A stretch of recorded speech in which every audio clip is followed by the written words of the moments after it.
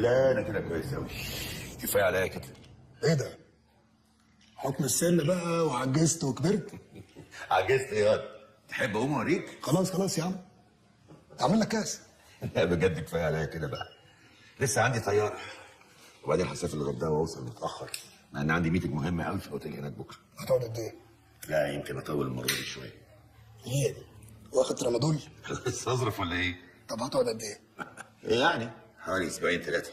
عايز ابتدي اركز في شغلي بقى، وعايز اخلص حكايه الارض بتاعت سفاجه دي. كمان عايز اقعد امخمخ في الموضوع اللي احنا داخلين فيه. دي عمليه كبيره قوي قوي يا ادهم، وانا قلقان منها. عشان كده انا مش شايف اي لزوم اللي انت عاوز تعمله النهارده ده. ليه؟ الحكومه بقت مفتحه عينيها عليا قوي يا ادهم. عشان كده انا مش شايف اي سبب ان احنا نغامر بعمليه صغيره زي دي. مليون دولار صغيره؟ ده في ناس بتقعد تستنى طول عمرها عشان عمليه زي دي. سافر يا عزام بيه، متقلقش.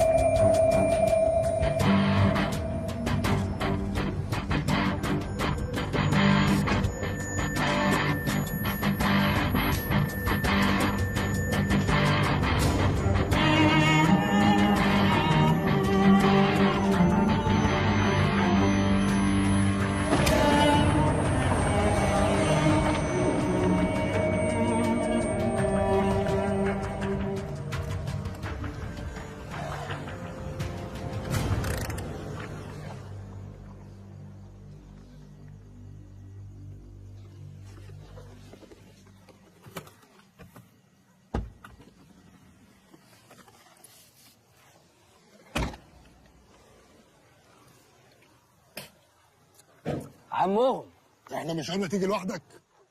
معلش يا ابو ادم، ده السواق بتاعي مش حد غريب. اصل عربيتي الجديده في 9 عادي، وانت عارفني بقى انا في السواقه مش قوي. طب فين الفلوس؟ في العربيه. ما تخلص يالا. ايه؟ اهدى يا عم.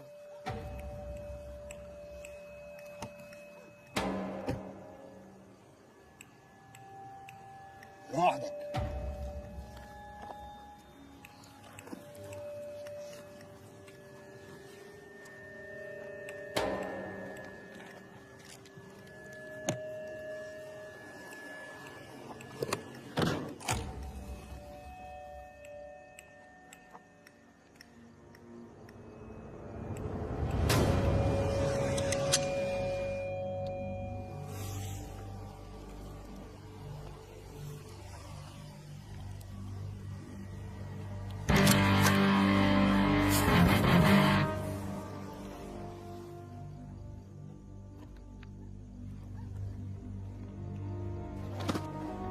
الكاميرا الخفيه. عاوز تذيع قول زيع، مش عاوز هنذيع. بتضحك؟ طب هتضحك اكتر بقى لما تشوف المفاجاه اللي انا عاملها لك. كامبا،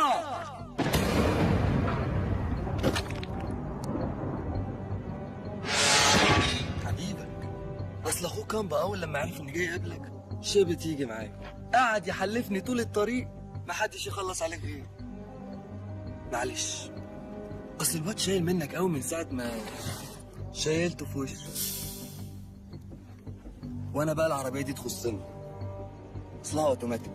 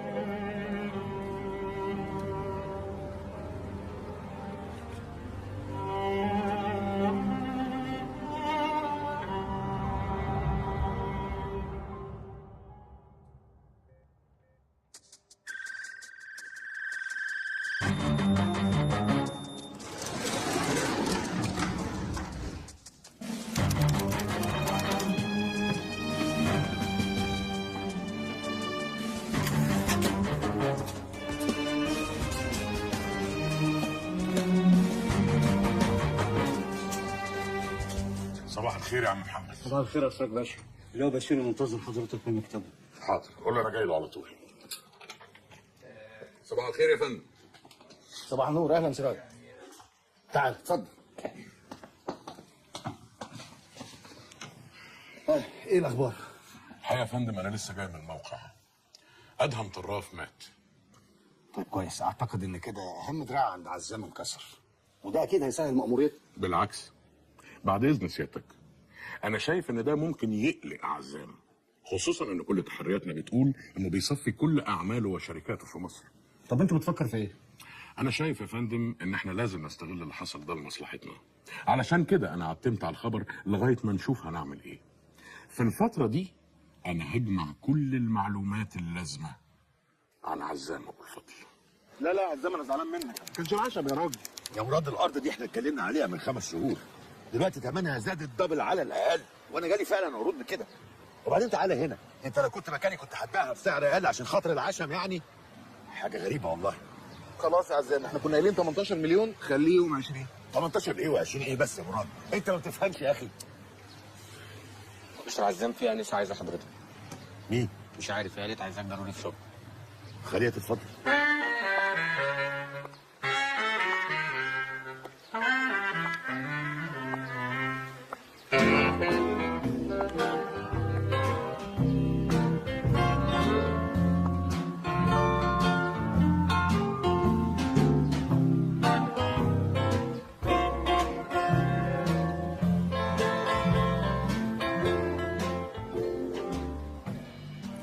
أنا خديجة الدسوري، مديرة أعمال مستر جاسم.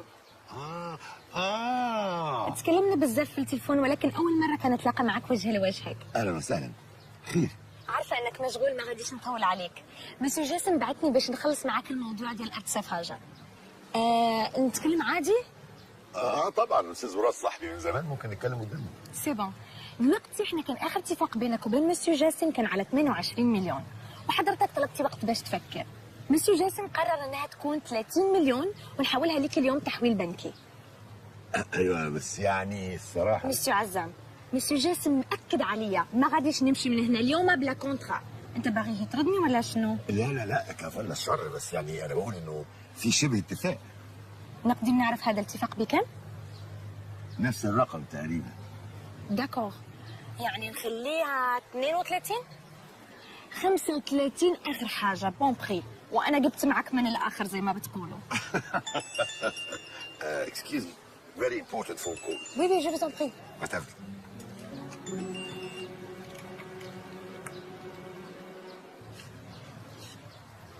طيب اقفل، هي بتطلبني دلوقتي. الو؟ الو، لا وصلت ل 35. ايه الدخله دي؟ مغربيه صايعه. ده اقل واجب مسيو جاسم. انا مش قادر امسك نفسي من الضحك، حمود. شوف مسيو، عندي فكره، ناخذها حق انتفاع 10 سنين قابله للتجديد. ماشي كتير عليها، صدقني احنا اللي كسبانين. خليكي رابطه على الارقام دي، ها؟ جدع بنت، يلا انا جاي لك دلوقتي. اوكي باي. ده الكارت بتاعي. واتمنى يكون في بيننا وبين بعض بزنس. وي بيان سور. ميرسي مسيو مراد. سوري. ها شنو قلتي؟ 35؟ شوف عندي حل يرضي الطرفين، ناخذها حق انتفاع. سوري قطع كلامك، بس هو مفيش حل تاني. عزام بيه بس محرج يقول لك ان هو خلاص بقى. الكلام هذا بصح؟ صح. في جميع الاحوال انا مش صاحبة القرار، غادي نقول الصورة لمستر جاسم كيف ما هي، ولكن انا متاكده انه ما غاديش يكون مبسوط نهائيا. سوري. سي با غاف، نايس تو ميت يو. ثانك يو. سبحان الله يا اخي، سبحان الله. سمعت بقى بودانك؟ طب 25 ويلا اطلعوا. تاني هتقولي 25 يا انسه؟ طب 30 بقى وخلصني. بلاطك عندي بخساره، بس هقول لك ايه، صاحبي.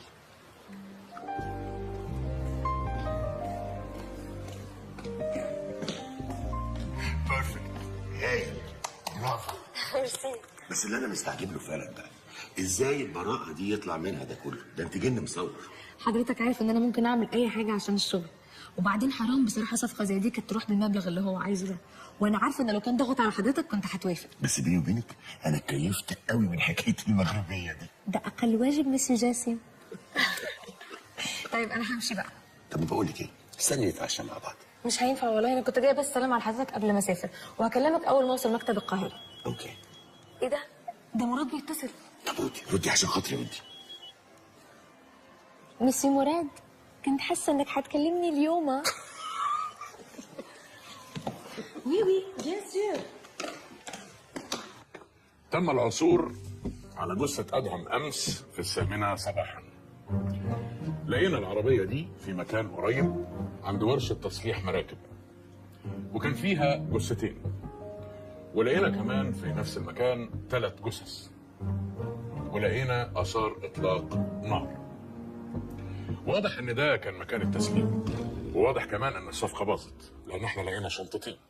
الشنطة الأولى كان فيها المخدرات، الشنطة الثانية كان فيها $1,000,000.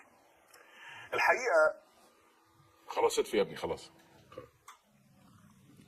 الحقيقة أنا فضلت مطبق من ساعتها، بحاول أفكر إزاي نقدر نستغل حادثة موت أدهم لمصلحتنا، لغاية ما توصلت الفكرة، وهي إن إحنا نلاقي شخص شبه أدهم بالظبط، نزرعه في وسط كيان عزام يبقى عميل لينا، وبكده نقدر نقبض على عزام أبو الفضل متلبس.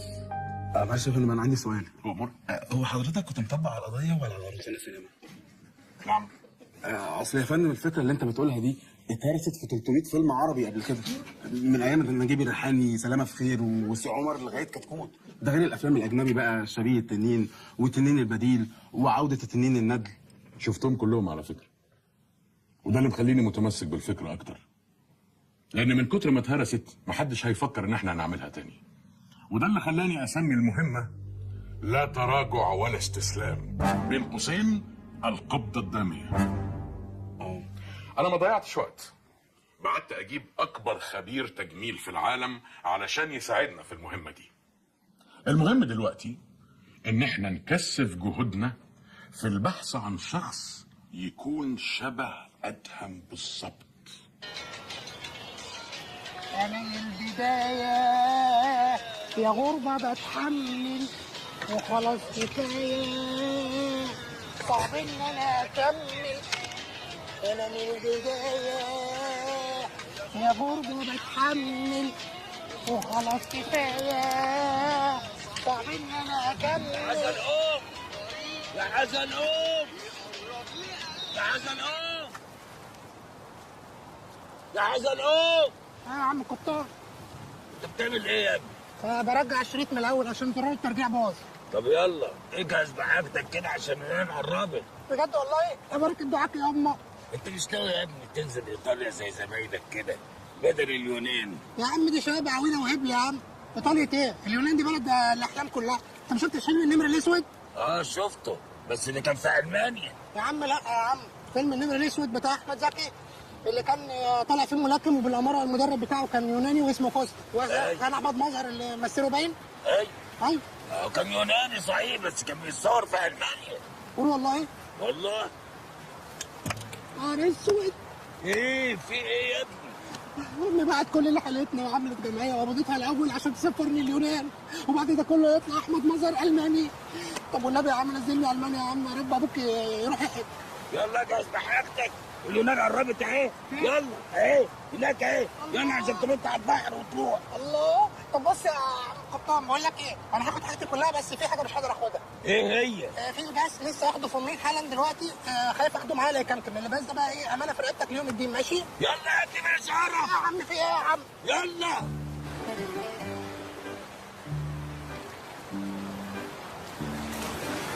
سلام يا حسنوم، توصل بالسلامة. سلام يا حسنوم.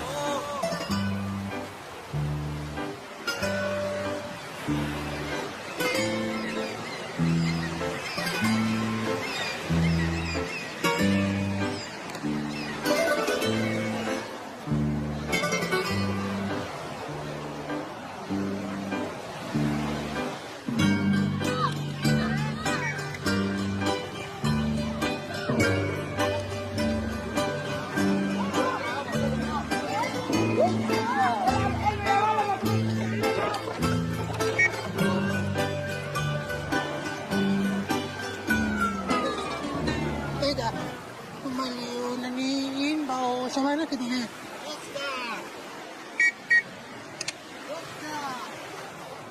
عندهم فريسكا زينا يا خواجه. فريسكا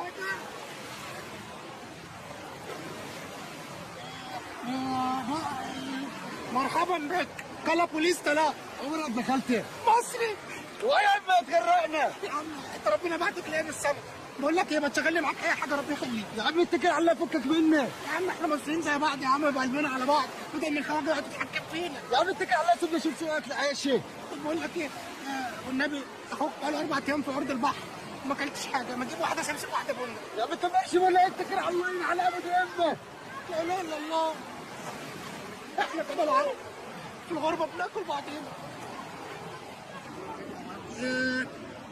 يا انا جائع وليك طار وليك طار. عايز ايه يالا؟ ده ايه النسيبه السودا دي؟ امال لو كنت نزلت بلطيم.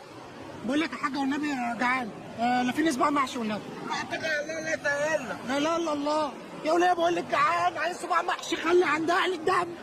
اهل الدم الجواز عليه الادب. يا لهوي يا لهوي.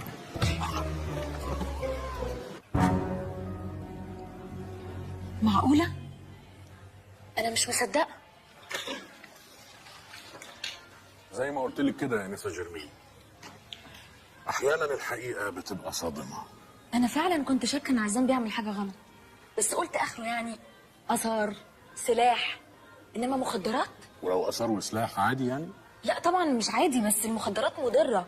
اتس مخدرات. وبعدين هو حضرتك بتقول لنا المعلومات دي ليه؟ احنا محتاجين مساعدتك في الايقاع بعزام. مساعدة إيه حضرتك؟ أنا بعد اللي شفته ده مش ههوب ناحية عزام ده تاني أساسا. انسه جرمين، انا شرحت لك كل ده وكشفت لك عن معلومات سريه في المهمه لاني واثق فيكي. بس أنا ما أقدرش أعمل حاجة زي دي خالص. انسه جرمين، لما تعرفي دورك في المهمه هتتاكدي انه بسيط جدا، ودي اقل حاجه تقدري تعمليها لبلدك مصر.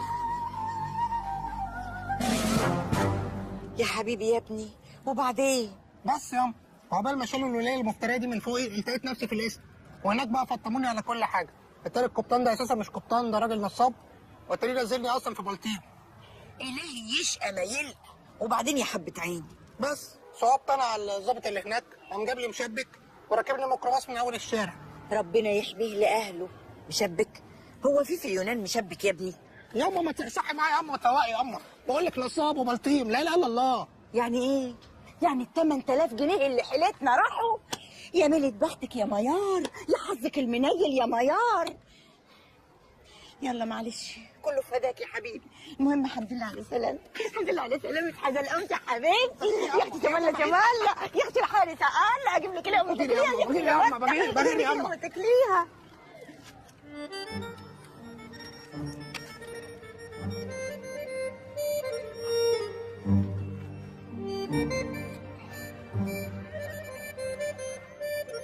قالوا لي يا اما هو انت ليه سبتي الشقه تحت وطلعتي العشه فوق؟ عاجبك كده؟ وانا واقف تحت قابلت الواد دايما ابن احلام كراوي بيقول لي امك في العشه ولا طارت؟ عمى في عينه، الهي ما يوعى. بص يا حزلقوم، انا كدبت عليك بصراحه كده، في سر كنت مخبيه عنك وعايزه اعترف لك بيه. لا بقول لك يا اما البوق ده كل ما امي بتقول لابنها بيطلع في الاخر مش ابنها، وتطلع ايه لقيته بقى في قريه 30 قصاد جامع لقيت انا والحاجات ده ايه؟ انت عبيط يالا، الله يخرب بيت الافلام اللي بوظت مخك دي. ما تخلصي يا اما بقى وتريحيني وما تلعبيش باعصابي. بصراحه بقى انا ما دخلتش جمعيه ولا حاجه، انا جبت لك ال 8000 جنيه دول خلو رجل من صاحب البيت، سبت له الشقه واجرت العشه دي. ده اسمه كلام يما؟ هو انت عشان تسفريني تقومي ترمي نفسك في الشارع؟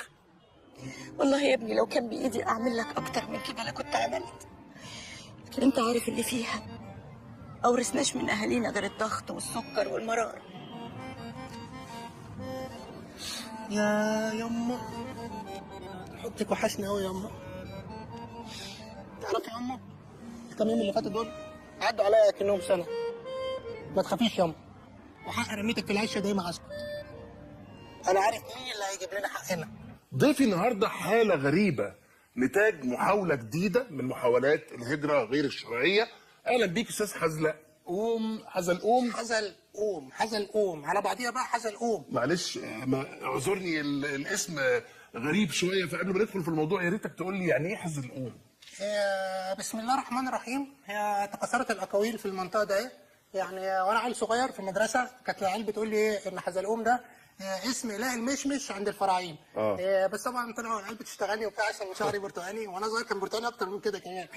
ولما كبرت شويه اللي حسن لي الموضوع ده اهو واد جاري اسمه ايمن بن احلام قراويه. الواد ده فتح سايبر وجارنا. قال لي ان شعراء الجاهليه بيطلقوا الاسم ده على بيض الصبيط. بيض الصبيط. طيب بص، ما علينا من الموضوع ده، احكي لي استاذ حزلقوم، انت حصل معاك ايه بالظبط؟ والله يا باشا هو في راجل اسمه القبطان، طلع في الاخر لا قبطان ولا حاجه. الراجل ده خد مني من مجموعه شباب كل واحد 8000 جنيه على اساس انه هيسفرنا بقى بره وكده. وقعدنا 4 ايام في ارض البحر لا اكل ولا ميه. 4 ايام؟ والنعمه الشريفه دي على عينيا يا باشا. صادق بس بصراحه يعني ده شيء لا يتحمله بشر. ولا بني ادمين يا باشا، ولا بني ادمين. بعدين قال لي ايه؟ قال لي بص تعالى يا حزلقوم، يقول لنا ايه؟ نط اهو من الحبه ده اهو. نطيت لقيت نفسي بلطيم. في بلطيم؟ طب ما كان نزلوكوا في مارينا احسن. يا استاذ معتز بقى ما يصحش الكلام ده. معلش لا بتروش عليا يعني. لا معلش انت حبيبي يا حزلقوم. وانت برنس. المركب اللي انتوا كنتوا عليها دي ممكن يبقى فيها مثلا علامه مميزه عشان نساعد في عمليات البحث؟ لو عايز علامه مميزه هو حضرتك في لا مؤاخذه الباس انا كنت اصلي بغسل على سطح المركبه. يا عم انت على الهوا. ربنا يخليك يا باشا، انا خفت لا يكمل. ايه؟ لا مش هينفع كده، هناخد فاصل ونرجع تاني. انسه اشجان، لو سمحتي عايزك تترجمي الكلام اللي هقوله ده حرفيا لسياده الخبير. اوكي. عاوزك تقولي له ان بعد المجهود الخرافي والشاق اخيرا قدرت اتوصل الى اكتر 5 اشخاص شبه ادهم. انا هعرضهم عليه دلوقتي واخليه يشوف صورة. بيكي تشارنا وريجارد لا وانت تشوز منهم. اوكي خلاص؟ امال حضرتك فاكر ايه يعني؟ بسم الله ما شاء الله. شغل يا ابني.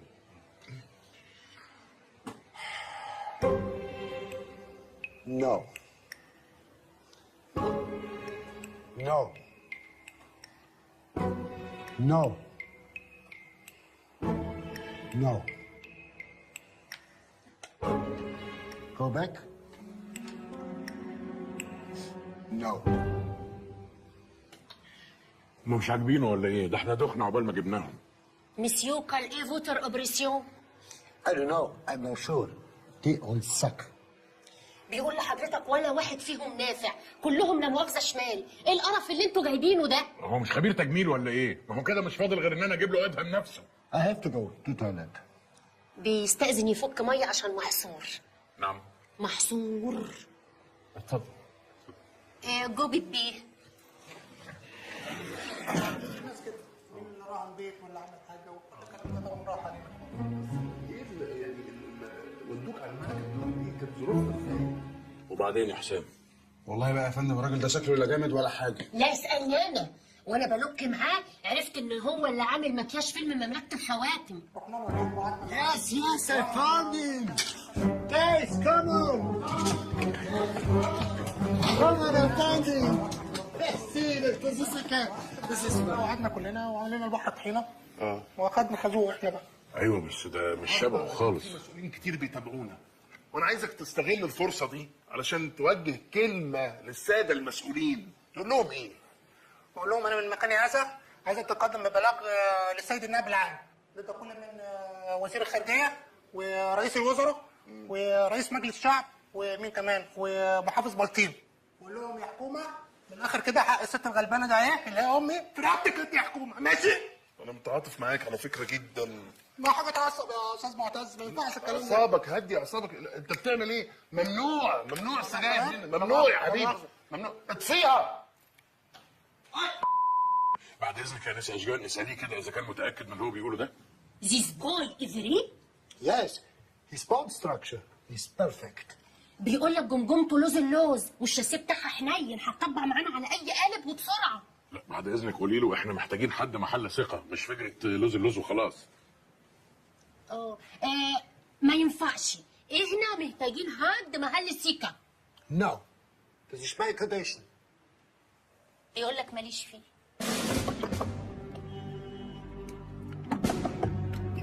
ايوه استاذ حزلقوم. على حسب يعني. مين حضرتك؟ انا نقيم اكرم عبد الوهاب.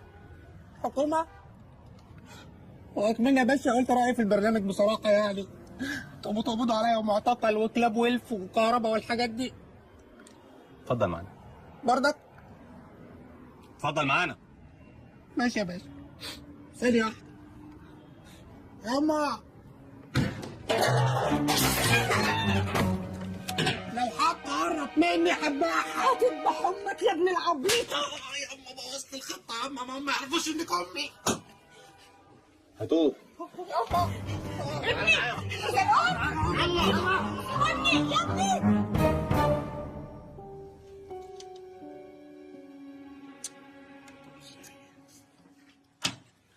على فكرة يا باشا استاذ معتز الدمرداش هو اللي وزني اقول كده في البرنامج، ولما رفضت ضربني وكهربني. بس يالا حاضر يا باشا امرك. بص يا حلقزوم. لا حزل قوم يا باشا، حزل. بعد كده قوم زي قوم يا اف. قوم ايه؟ ايه اف. بص يا بص يا ابني، انا اعرف عنك كل حاجه، احلامك، اسرارك، حتى الحاجات اللي انت مخبيها. لا قصدي حضرتك المجله السكس اللي مخبيها تحت المرتبه دي مش بتاعتي، دي بتاعت كان معايا في المدرسه الابراهيميه، وبعد كده هو انا اروح السعوديه. مش ده اللي احنا عايزينك فيه خالص. احنا عايزينك تساعدنا في القبض على اكبر تاجر مخدرات في مصر. يعني انتوا عايزيني اذكر منه ورقه بانجو وسيف برشام، واول ما يطلع الحاجه اقوم ايه مسقف لكم وانتوا كابسين. طب اقول لك حاجه اسرع، انتوا ادوني ايه مسدس واقوم داخل عليه اقول له ولا انا مش مواطن انسان طبيعي، ولا ده انا حكومه، ولا على قولتك انت في الميكروفون كله سالب نفسه المكان محاصر يا ولودي. انت بتقول ايه؟ ايه اللي انت بتقوله ده؟ بجود. لا تجود ولا تتنيل، انت تخلص خالص وتسمعني. اتفضل. تاجر المخدرات ده اسمه عزام ابو الفضل، دراعه اليمين اسمه ادهم، ودراعه الشمال اسمه اشرف. اسف يا باشا. ادهم ده اتقتل. احنا جايبينك علشان نعمل فيك شويه تعديلات ولغايه ما تبقى نسخه منه ونزرعك مكانه علشان تساعدنا في القبض عليه، فهمت؟ والنبي انت يا برنس دي اسهل من اللي انا قلتها، ولا نكلف نفسينا ولا نجيب ميكروفون ولا ننجز مخدرات. اسف يا باشا. يعني مستعد؟ طبعا مستعد يا عم، ده حوار سهل يا عم، اي عيل سيس ممكن يعمله. انا كنت مفكر يعني انتوا عايزيني افجر لكم سفاره، اولع لكم في حاره، اذبح لكم وزاره. تفجر ايه يا ابني وتولع ايه؟ هو الموضوع سهل. عزام ابو الفضل ده من اخطر الناس في مصر. خطر يعني؟ طبعا. يعني اخطر من غسان مطر؟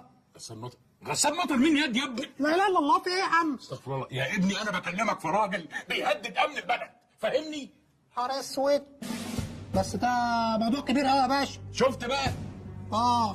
طب عدم لا مؤاخذه يعني، هو الموضوع ده هنعمله حبي ولله في الوطن ولا في مصلحه؟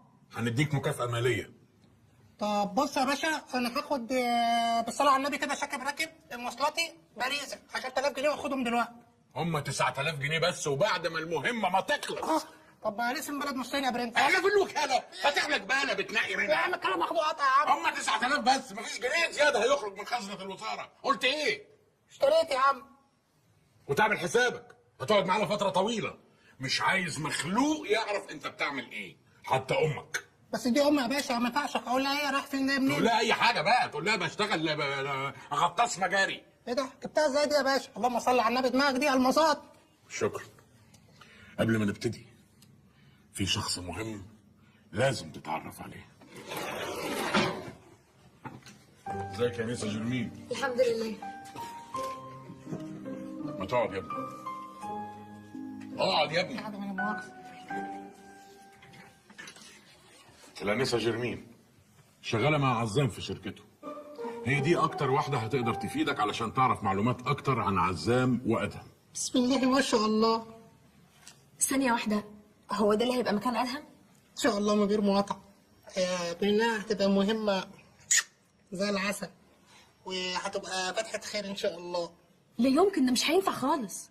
والله لا لا لا ما تستهدي بالله يا نيسا، ده حتى قطع العيش وحش، ايه اللي مش هينفعه؟ يا فندم ده مش شبه ادهم اصلا. قلت كده والنعمه قلت كده. الخبير النمساوي اول ما شافه ومن وسط 80 مليون مصري قال لي هو ده وشبط فيه. اكسكيوز مي بقى، ده اكيد راجل مجنون. طب ما فيش حد تاني؟ لا بقى ده نظام تطفيش، ده نظام تطفيش وانا عارفه كويس قوي. تقول لك ما فيش حد تاني فتمشوني، فتجيب لك هي ابن خالتها بقى ولا ابن عمتها وتقول لك خد الواد ده شبهه اكتر وتقعد تتمحلس لك. ما قال لك الخبير اللي بنساوي شابط فيا وقامت. الله على راي المثل ابقى راضي وانا فاضي. مالك انت ومالنا فاضي ولا مش فاضي ولا البتاع بيعمل ايه؟ بص يا فندم بيتكلم ازاي؟ ده عزام هيكشف اول ما يفتح بقه. وهي دي بقى مهمتك يا انسه جيرمين، انك تخلي حزلقوم ده واسمه حزنبول. حزنبول مين يا اللي تتشك في بطني؟ ولا احترم نفسك، انتوا جايبين انهي داهيه ده يا فندم؟ ما تتلم يا بت. بت؟ بنت و60 بنت. ولا بس يا ما عمالة تتريق على اسمها ايه؟ وانت بقى البيت اسمك ايه؟ جرمين؟ وماله اسمي بقى؟ اسم صاي ازيك؟ لا انت محصله جيهان ولا انت محصله نرمين؟ اقول لك تصد يد وتحترم ذاتك وتقعد بقى. الله ما غلطك. بس اسكت ساكت. انا مش هرد عليك عشان انت حرمه. حرمه؟ ممكن ثانيه واحده يا فندم لو سمحت.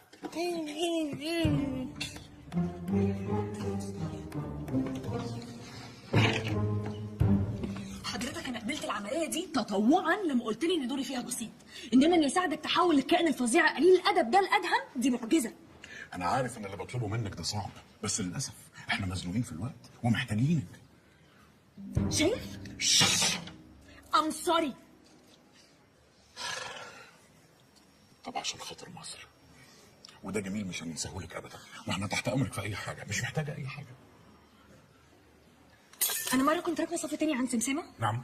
كنت راكبه صف تاني عند سمسمه اللي في شارع الدقي. بتاع الشاورما. نزلت اجيب حاجه بسرعه، رجعت الظابط سحب الرخصتين بتوعي، انا عاده ما بعملش كده خالص، لكن لازم شغلكم حلق المهندسين بقت زحمه جدا، فالناس هتعمل ايه يعني؟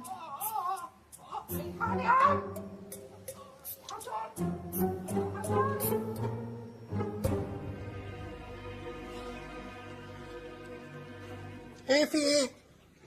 We will take 10 millimeters from here. بيقول لك هنشيل 10 مللي من القوره وهنسحب على فوق. Container will open here to pull the size in. وهنفتح ثقبين كده هنا ونعمل عروه يمين وعروه شمال. What you show? We need a completely makeover. بيقول لك بالنسبه للفك هيتصور ونبعته يتخرط من اول وجديد. طب بقول لك ايه يا اسراج باشا، والنبي قبل ما يقعدوا يخرطوه يعني خلوهم يسيبوا لي رجلاش 5 مللي عشان اعرف اعضل. انتوا مجانين؟ ده انا بيحطين مجانين. بس يا حزلوم بس. And the finger will be this part.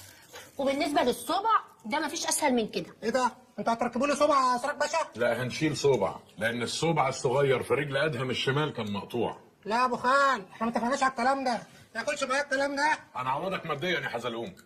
اذا كان كده ماشي يعني. بص انا على النبي كده شاكب راكب هاخد شنن 5000 جنيه. هم 4 بس. لا على فكره ده صباعي وانا مقدره ب5. ده صباعي. اسكت دلوقتي، هنشوف الموضوع ده بعدين مش وقته. لو سمحت يا انسه اشجان بطلي اللب ده بقى شويه واساليه الموضوع ده هياخد قد ايه؟ How much clock? I think 1 day preparation, 3 day for the rest. بيقول لك يوم للعمليه و3 شهور انه ينشف. انت متاكده من الموضوع ينشف ده؟ شهور. يا لورد بقول لحضرتك ايه؟ انتوا ناويين امتى تبداوا في المرميه اللي في خليتي دي بمشيئه الرحمن؟ لسه في حاجات كتير لازم تتنيل تتدرب عليها الاول.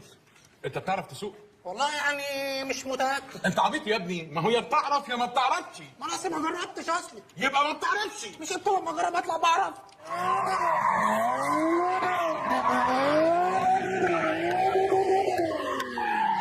يا ابن اللعيبه الواد ده كفاءه يا باشا. مين الواد ده؟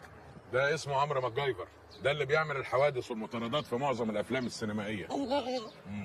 وهو ده اللي هيعلمك السواقه. بجد يا باشا؟ ايوه. العربيه دي نسخه من عربيه ادهم، هي دي العربيه اللي انت هتسوقها. متشكر يا باشا. تعالى هنا، رايح فين؟ انا هسوق. تسوق ايه؟ العربيه. عربيه ايه؟ العربيه ده ايه؟ انت عارف العربيه دي واقفه على الوزاره بكام؟ يا عم انت هتقولونا بكام يعني؟ بالشيء الفلاني. مش عارف الرقم اصلا. مالكش دعوه انت، اعرف لا الرقم ده، ما لا. يخصكش انت الرقم. انا ماضي عليها عهده العربيه دي. طب انت عايز مني ايه دلوقتي؟ عايزك تتعلم على العربيه دي الاول علشان تعرف تتنيل تسوق العهده. ماشي يا عم. تعرف زي الفل. مالك زي الفل ايه؟ تعالى هنا. ايه؟ نبيع خضار. ايه يا عم؟ ركز معايا. ما انا هركز. وتركز مع الراجل ده، مفهوم ولا لا؟ ماشي يا عم ماشي. اتفضل. السلام عليكم. يا عمرو جرندايزر. وانت بتقابل الاستاذ احمد ساقي بقى في الحقيقه بقى وبتكلموا في التليفون الحاجات ده ايه؟ اه طبعا ده صاحبي جدا، انا خدت هو معاه 011؟ لا. طب ما تجيب رقم. اديك رقم بس ممكن تنجز بقى وتركز معايا. يلا ونطلع بالعربيه. يلا بينا يا عم. يلا يا استاذ. ايه؟ اتفضل. تعمل اول ايه؟ حاجه هتدور على اسمع انه العربيه. ابن بلد وجدع وصاحب صاحبه وفارس. ابن بلد وجدع الله جدا. الله. ركز بقى. ماشي. ها هتدور العربيه. وبعدين هتدوس دبرياج. بقول لك ايه قبل الدبرياج والجو ده ممكن تعلمنا الخمسه اللي عملتها من شويه عشان انا بحبها. يا ابني مش لما تتعلم اصلا تطلع بالعربيه. انت صح. ركز بقى خلينا نخلص. التسرع بقى والطيش وكده. ما بلاش بقى يلا. ماشي بس خلاص بالتشهيد هنركز بقى. بالزليط. كل ده هعلمه لك. ماشي يا عم. ركز معايا عشان نطلع بقى. ماشي يلا بينا. يلا بينا. ها هتدور العربيه؟ اكيد. هتدوس دبرياج؟ بقول لك ايه انا بتقل عليك انا عارف معلش. معلش بس بنتعشى من حاسك اخويا يعني. اتفضل. ممكن بعد الكلام ده كله تعلمني الصحوه بتاعت ميكل؟ يا اسفك بيه. خلاص يا عم خلاص يا عم مفيش حاجه يا عم مفيش حاجه. خلاص يا عم انا حقك عليا اعمل لك اللي انت عايزه كله. قول لي عايز اعمل ايه؟ اتفضل دور العربيه. ماشي هننور. وبعدين هتدوس دبرياج. ماشي. وبعدين هتجيب اولاني. اكيد. انت عارف الاولاني فين ولا لا؟ عارفه بالفتيس. ماشي. عارفه؟ عارف ها.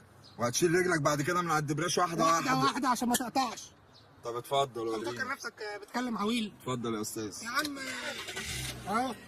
بس انا ايه لينا جار اسمه ايمن ابن احلام كراوي. الواد ده فاتح سايبر وجارنا. ده بقى علمني اجيب الاولاني بس بعد كده ما علمنيش حاجه.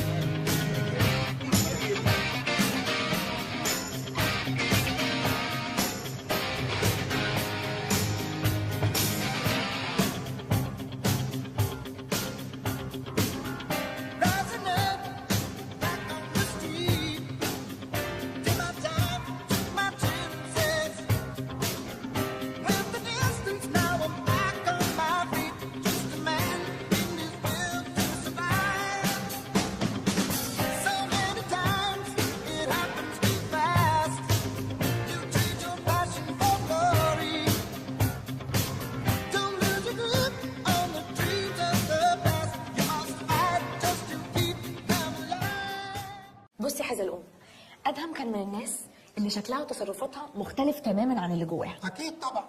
يعني كان على قد ما هو مبين انه هادي كده ومتمالك اعصابه لدرجه البرود، كان لما بيتنرفز بيتحول لوحش. سبحان الله كانك بتوصفيني انا بالظبط. يعني ان شاء الله. ها ما علينا. بصي يا حزلقوم، انا ما اعرفش كتير عن تاريخه قبل عزام، لكن كل اللي اقدر اقوله لك ان علاقتي بيه في الشغل. طبعا من المؤاخذه يعني ايه بمناسبه العلاقه يعني. هو انت وادهم ايه؟ يعني ايه؟ يعني ايه العلاقه؟ فهمت. يعني ايه الحوار؟ هقول لك. يعني كنتوا مقضيينها ازاي سوا؟ اقول لك ممكن. اتفضلي. انا وادهم كان في ما بيننا بس من ناحيته هو بس مش من ناحيتي انا خالص يعني. زي ما تقول كده مش عارفه اقول لك بالعربي اسمها ايه. فليرتيشن. طالما بلاي ستيشن وفي العلن والناس كلها انت زي الفل يا جرمين. وليه كلامك حط صبعك الكبير في عينيه؟ لا معلش انت فهمتني غلط. انا قصدي يعني انه كان بالبلدي كده بيحاول يجر نعم معايا. يعني انت رحت له شقته؟ لا اروح له شقته ليه؟ ولا عمركم شديتوا سوا على المقطم؟ ايه اللي هيودينا المقطم؟ يعني عمره ما قال لك يا جرمين تعالى سكي على بس على كوبري الساحل وقام مكمل ناحيه مصنع الكراسي؟ مصنع الكراسي ايه؟ احنا كنا بنخرج عادي في اماكن عامه يعني مع ناس. ولعلمك بقى انا بجاوب على اسئلتك دي بس عشان طبيعتي المهمه مش اكتر. ويعني انا اللي بسالك عشان طبيعتي المهمه مش اكتر. انت ممكن تركز معايا؟ اتفضلي. ادهم زي ما قلت لك. معلش اخر حاجه. بما اننا لوحدينا يعني ومفيش حد سمعنا. انت عايز ايه؟ لا والله انت هتلبسني مصيبه. مفيش حاجه يا عم انت وهو. مفيش حاجه اتفضل. كنت هقول بس كنت عايز اعمل مكالمه من تليفونك لامي عشان سراج باشا محرج عليها ما اكلمهاش. اوكي بس لازم دلوقتي حالا يعني؟ ولو ما كلمتهاش هيجرى لها حاجه. الست دي اصلها وحدانيه وما حلتهاش حد تاني في الدنيا غير انا. في حرام. انت حظيتي يا جرمين وانا بقول لك تسع اتوبيس. انا قصدي حرام كيوت يعني صعبان عليا. هي حاله يصعب على الكافر الصراحه. انا عايز اقول لك ان الست دي ضحت بمستقبلها الفني عشان خاطر تربيني. فني؟ ليه كانت بتشتغل ايه؟ مطربه. بجد؟ كانت بتغني ايه؟ عارفه غنوه كل البنات بتحبك؟ دي بتاعت حسام حسني على فكره. وانا قلت لك هي اللي بتغنيها. استاذ حسام حسني كان بيقول ايه؟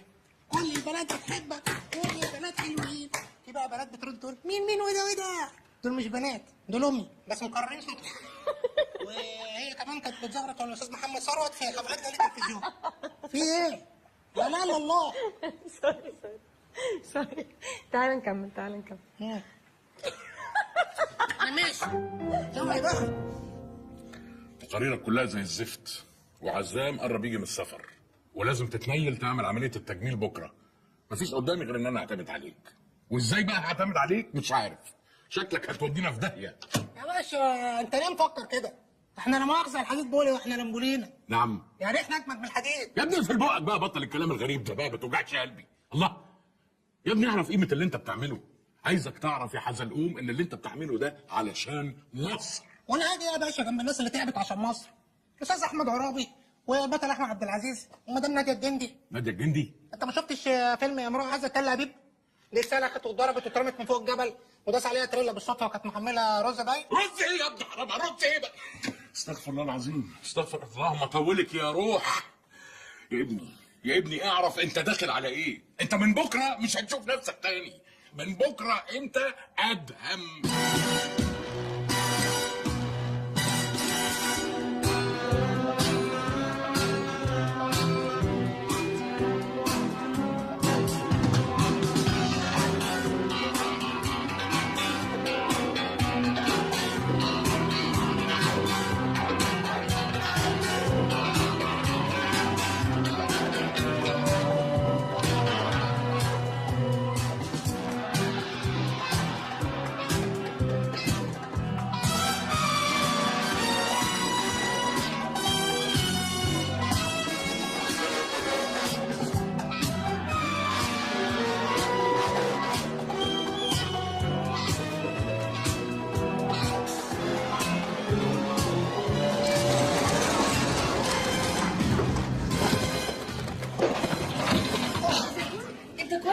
الحمد لله جت سليمه.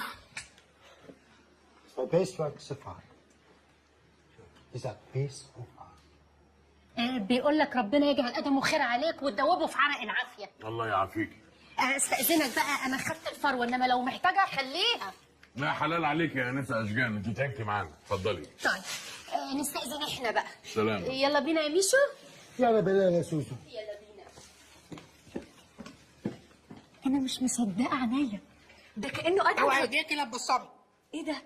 بس هتعملوا ايه في صوته ده؟ كده عزام هيفقسوا. لا لا الا الله، انت تاني انت مش مهم تضيع المصلحه وخلاص. قول لها حاجه اسرات باشا. اكيد تفصيله زي دي ما عدتش عليا.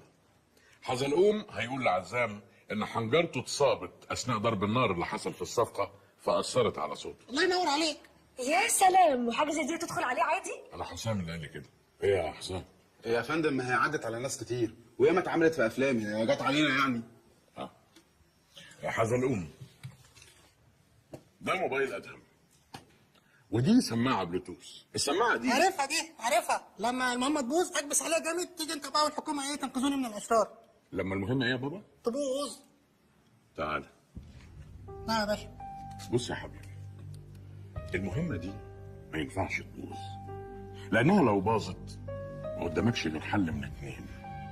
يا اما عزام يقتلك يا اما تفلت منه وتجيلي، وساعتها انا اللي هقتلك. طب ولو فلتت منك؟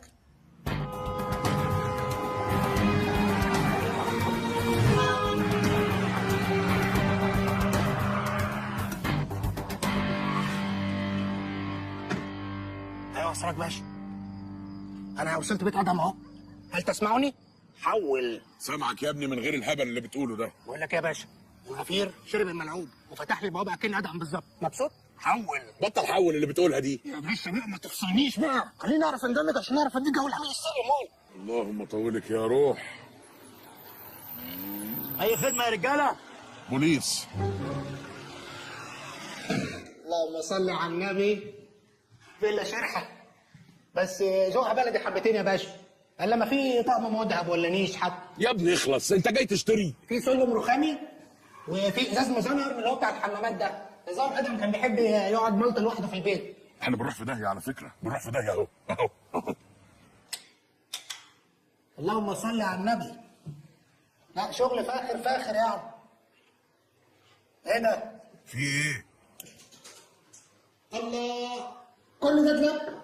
ده اكبر من شركتنا كلها يا باشا. يا ابني اخلص. بقول لك ايه يا باشا، انا هاخد كل الهدوم دي بعد ما اخلص المهمه. ماشي؟ ماشي يا حزلقوم بس اخلص. بقول لك يا باشا، هاخد الفتين معايا كمان، اصله خشب العين ابوه وصعب تلاقيه في اي مبلغ دلوقتي. ايه ده؟ في ايه؟ نهار اسود، ده عنده كنابل يا باشا. بس مش غريب يا باشا ان شاب زي ادهم ده يكون محتفظ بالبرفانات بتاعه وسط الكنابل. حزلقوم في ايه يا ابني؟ يا حزلقوم رد عليا.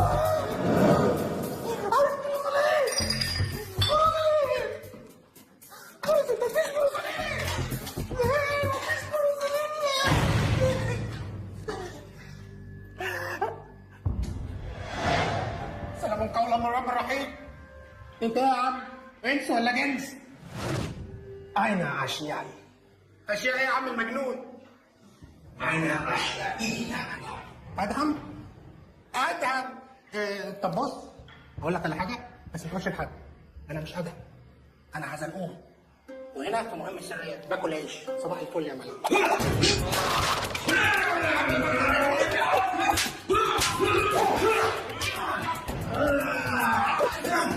انا اشيائي يا عم. عندك اشيائي ارحمني يا ابو زينب.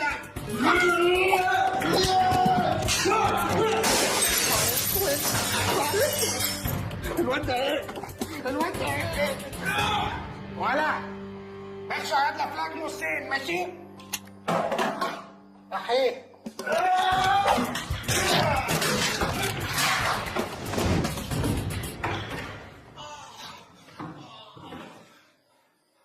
هو الواد ده بيتبخر ولا ايه؟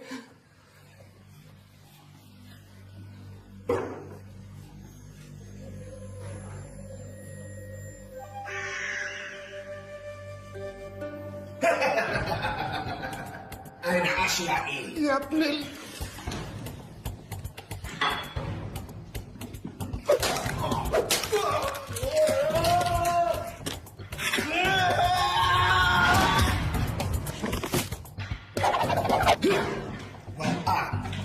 أين أشيائي؟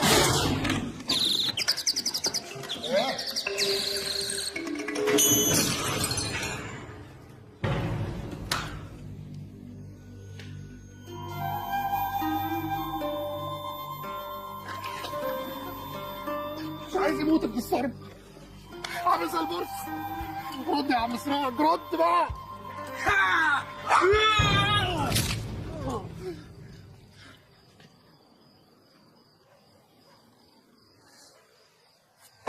يا عم النينجا.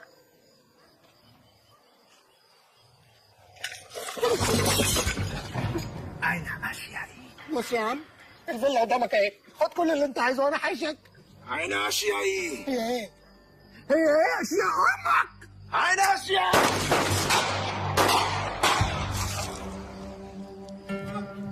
ولا جنيه سأعود.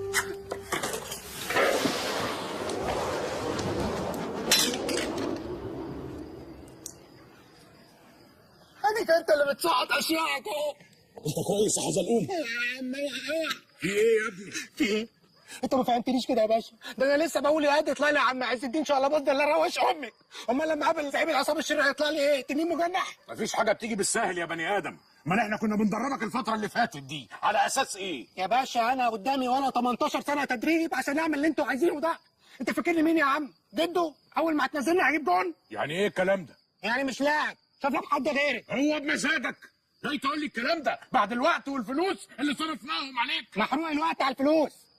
العمر مش بعزها يا باشا. الواحد العمر مش عارف اجيب بداله. ان كان على الفلوس هرجعهم لك على دار مليت. واللي عايز تحبسني احبسني. السلام عليكم.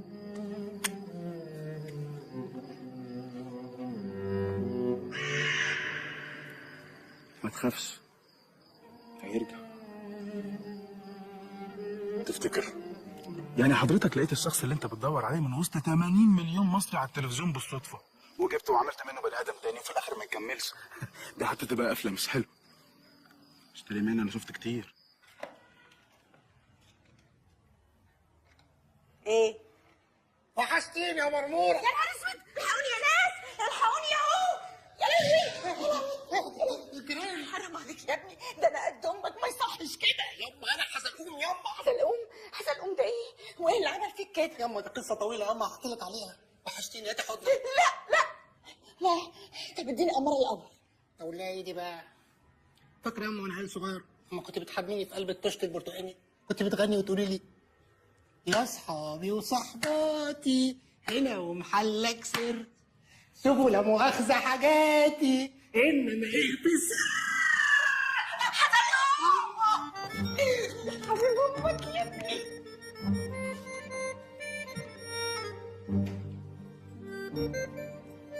سلم ايدك يا اما. يا اما انت بصالي كده ليه يا اما؟ تعرفاني منك مني شغال في المجاري؟ لا ابدا يا حبيبي، اصل لسه مش واخده على شكلك الجديد، حاسه زي ما يكون راجل غريب قاعد معايا في البيت. انما قول لي، انت يا دوب لسه مستلم شغلك الجديد، ادوك اجازه بالسرعه دي؟ ايه المجاري كده يا ام، شغلها قليل وفلوسها كتير. تعرف يا حزلقوم، انا فرحانه قوي في الوليه العقربه اللي اسمها احلام كراويه دي، عشان كانت طول عمرها تفضل تقول لي ايه، ابنك مش نافع يا ميار، ابنك فاشل يا ميار، ابنك انت مضلعاها على الاخر يا ميار. انما الحمد لله ربنا كبسها ونصفني. الحمد لله يا اما، الحمد لله. الا الراجل اللي انت بعتهولي بفلوس الشقه ده يبقى الريس بتاعك في الشغل. ريس ايه؟ هو مين اللي جالك بالفلوس يا اما؟ الاستاذ سراج. حاجه، هو استاذ سراج جالك بنفسه؟ ايوه امال، ده شكله راجل واصل قوي، فضل ورا صاحب البيت لغايه ما مشى الناس الجداد ورجعني تاني لشقتي. والله في الخير. اهو انت دلوقتي بقيت راجل بجد وخليت لنا قيمه بصحيح. الحمد لله، ربنا عوض اخرة صبري خير. تعرف يا وادي حزلقوم، انا لو مت دلوقتي مش هبقى خايفه عليك زي الاول. بعد الشر، بعد الشر عليك يا ست الكل.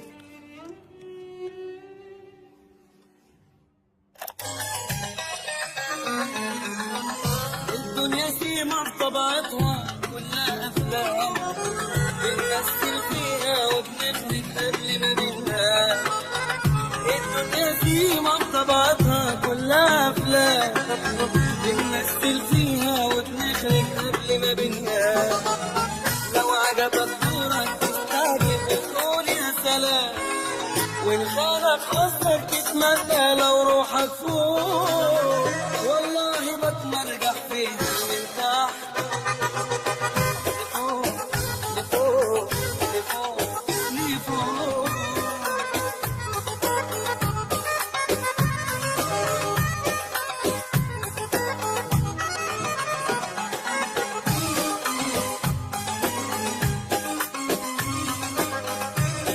معلش اصل بتضايق شويه حبتين. الدنيا مش دنيا عافية ولا عز ومال. الشاي يا باشا. شكرا. يا باشا انا مش هنفعك، انا فقر اصلا. تعرف انا مره اشتغلت مع العيال اللي بيحدفوا كروت حضرموت جوه العربيات في جامعه الدول.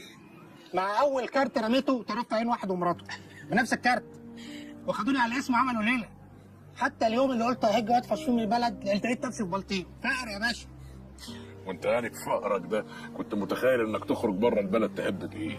لا قلت اغير عتبه يمكن افك النحس والتقي فرصتي. طب ما انت فرصتك جايلك لغايه عندك اهو، وانت اللي بتضيعها بايديك. يعني انا يوم ما تجيلي فرصه تجيلي معجونه برصاص وسيوف وعين اشعي، الا مين الراجل الكاوتشوك ده يا باشا؟ ادهم كان له اعداء كتير محدش يعرف عنهم حاجه. عموما النهار قرب يطلع. بص، انا عايزك تغير هدومك وهاخدك افرجك على حاجه كده، بعدها يبقى اتخذ قرارك. بس دي عيال شكلها ولود ناس يا باشا. كل العيال دي دخلت السجن يا حزلقوم بسبب المخدرات، منهم اللي سرق واللي قتل واللي تاجر في المخدرات. طب يعني دي عيال اذت نفسيها بنفسيها، وزي ما اذوا نفسيهم اذوك انت كمان معاهم. انت تعرف يا حزلقوم حجم تجاره المخدرات في مصر وصل لكام؟ 18 مليار جنيه في السنه. شوف ازاي. هو يعني الفلوس ده ايه؟ لما ناس تبطل مخدرات اخدهم في جيبي انا مثلا؟ لا طبعا، الفلوس دي لو اتصرفت في مكانها الطبيعي هتتخلق فرص عمل، هيبقى في ضرايب، الضرايب دي هتتصرف على اللي زيك انت وامك، هتبقى حياتهم احسن. يا انتوا كده وهتفضلوا كده. احنا مين ومالنا؟ الحكومه يا بيه، عمالين تقولوا لنا كلام كبير ومجعلص وابصر ايه، وانا ما بنفهمش منكم حاجه. عايزنا نقول لك ايه يعني؟ انهوا هاتوا من الاخر قولوا لنا حاجه عملي نعمل ايه؟ هي اصلها ملهاش وصفه يا حزلقوم، حاجه من اتنين، يا ترضي ربنا وتمشي ورا حلمك وتحققه، يا اما تبقى بني ادم مالكش قيمه. عاوز تبقى بني ادم مالكش قيمه؟ ما شفتش نظرة امك ليك وهي فرحانه علشان انت اخيرا بقيت حاجه؟ تليفون ادهم، عزام بيتصل.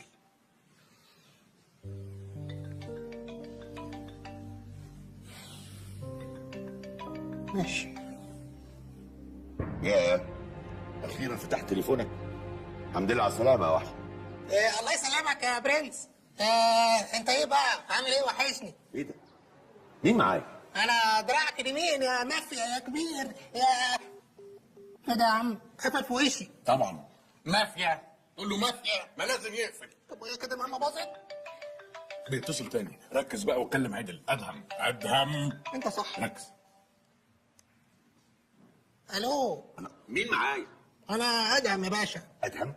ومال صوتك عامل كده ليه؟ لا ده لا وانا بنجز في الصفقه حضرتك. طلعوا علينا عم الطلبيه بالحزمه. بتقول ايه؟ لا حتى طلعه كبيره قوي في قفايا وطلعت من زوري فانا هربته دلوقتي. طب مش بس مش فاهم منك ولا حاجه. قول له العمليه باظت وغدروا بينا. العمليه باظت وغدروا بينا. انا قلت لك بلاش، انت اللي ما سمعتش كلامي. طب والفلوس؟ قول له الفلوس معايا. الفلوس معايا. وقول له كمان البضاعه معايا. والبضاعه كمان معايا. وقول له ما تاخد الكلام برافو عليك. اسمع، انا نازل القاهره كمان شويه، هشوفك بكره في الفيلا عندي. سلام. ماشي سلام. بقول لك ما تديني عنوان كده عشان اعرف اركب منين الصبح. معاك كلام؟ نعم يا اخويا. وحيدك. لا بهزر يا باشا، بهزر. طيب مع السلامه دلوقتي. بتسال على العنوان؟ هو ده ينفع؟ حرام عليك يا اخي. بعد كده تقول الكلام اللي بقول لك عليه بالظبط، ما تزودش. انا كنت بحط التاتش. تاتش ايه ونيله ايه؟ تاتش ايه ونيله ايه؟ هتشلني؟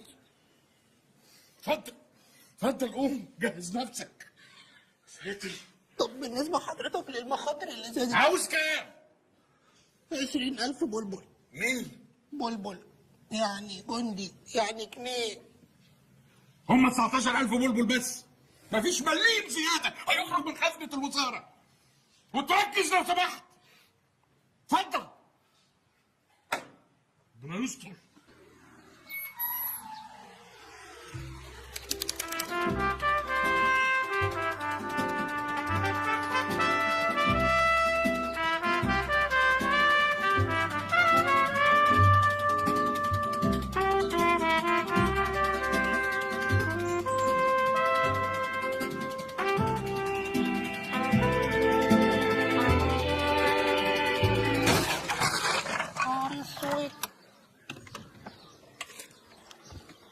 معلش يا باشا العطب على النظر. ولا يهمك مسيو ادهم.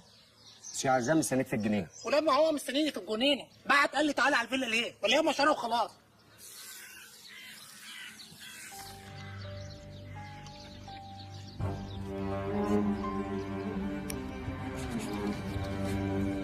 انت مش ادهم. لا مش ادهم. على فكره انا كنت جاي اقول لك انت ادهم صبري. رجل المستحيل. يعني انت كنت بتهزر يا ابن اللذينه وقعدت قلبي. انما انت ايه وحشني بقى، اخبارك ايه وعامل ايه؟ ايه يا ابني؟ انت ايه حكايه صوتك دي؟ مش هتروح للدكتور يشوف لك الموضوع ده ولا ايه؟ لا ما انا اصل رحت للدكتور واداني علاج وقال لي خد الادويه الاستحلابيه ده اهي وقعد يستحلب فيها لحد ما صوتها ما تعديها بقى يا ريس. ايه لما انت طلعت ولد صحيح؟ بالرغم انهم غدروا بيك وضربوا عليك رصاص الا انك رجعت بالشنط وفيها الفلوس والبضاعه. نفكر ايه يعني؟ هو ده ادهم اللي انا فعلا تعرفه. هاي. جرمين، ازيك يا حبيبتي؟ ازيك يا مستر عزام؟ انا كويس. ازيك يا ادهم؟ الحمد لله على السلامه. ازيك يا جرمين عامله ايه؟ ايه ده انت صوتك تعبان ولا ايه؟ انت تستعبطي وانت لسه سامع في لا ده انا اصل خدت طلقه في سوريا وانا بهرب المخدرات بتاعتي. ايه بقى؟ شفت؟ مش قلت لك الكلاب دي كانت تتسأل علينا ودي كنت هتروح فيها يا باشا عمري الشيء باقي. بس ده بيأكد المخاوف اللي كانت موجوده عندي. انا لازم اسيب البلد قريب. والله تبقى ريحت واستريحت يا باشا. بس طبعا بعد العمليه اللي جايه هتكون اخر واكبر نقله لينا. يا لهوي. انا اتفقت معاهم على 25 كيلو بيور. يلا على البركه. هتكون حاجه كده زي ما تقول ماتش اعتزال. ربنا يوفقك يا باشا ويوفق الجميع اللي في الخير بقى. بس انا لازم اشوفك النهارده بالليل، لازم احتفل برجوعك لينا بالسلامه. ايوه كده يا باشا، بلا عمليه بلا كلاب بلا بتاع، خلينا ننبسط ونفرفش. ايه الطعامه دي؟ على النعمه انت راجل عسليه. عسليه؟ اللي هي المسكره المتولة دي. مستر عزام ام سوري احنا كده هنتاخر على الميتنج. طيب انا هطلع البس حالا دلوقتي، هشوفك النهارده بالليل. ها؟ اساسي اساسي يا برنس. باي باي مستر عزام. ايه اللي انت عملتيه ده؟ ايه اللي دخلك دلوقتي؟ الراجل كان هيقر ويعترف بكل حاجه. انت ايه اللي هببته ده؟ في حد يقول لمستر عزام انت راجل عسليه؟ انت كنت بتصبات علينا يا جرمين؟ طب ايه رايك بقى ان انا اقول لاسراج بيه انك بتبوظي المهمه وخليه يرفدك؟ بص النهارده من فضلك حاول ما تسهرش مع عزام، حاول باي طريقه تهرب من الاحتفال اللي هيحتفلوا بيه ده. ولما يبقى فيها فرفشه وانبساط وهق ومق وشغالين تطلعي له انت زي البتاع يا ستر عليك وعلى نكدك. انت عارف احتفال يعني ايه؟ يعني ايه يا ست جرمين؟ يعني هتقعدوا تشربوا وتسكروا وانت اصلا ضايع وانت فايق، امال لو سكرت هيبقى شكلك ايه؟ هو ده الترب؟ هو ده؟ ده المشكل يعني؟ انا من العابدين يا جرمين. صح. يعني لا خمره ولا نسوان ولا بانجو هيعملوا معايا حاجه. ايه يا ابني مالك؟ انت سكرت ولا ايه؟ ما تشرب. رايح حبه. بتريح؟ ده الزبده ده ادهم اللي انا اعرفه. ادم بص ادم اهو.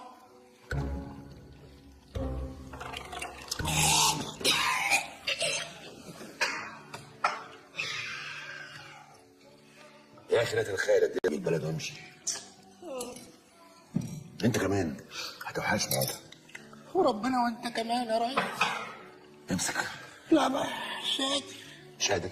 مش قادر ده ايه؟ انت مالك النهارده؟ مش عوايدك يعني. لا يا عم عوايد يا عم. بص عوايد ايه؟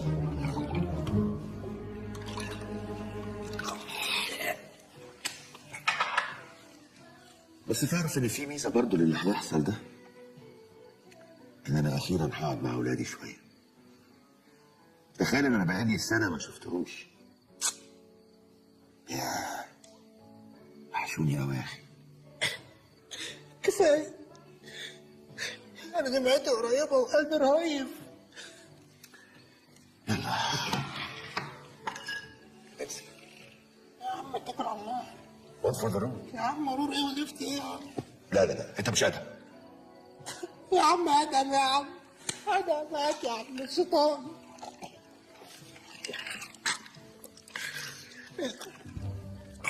ايه مالك؟ الله الله الله. ايه ادهم؟ نهار اسود. مالك؟ انت كويس؟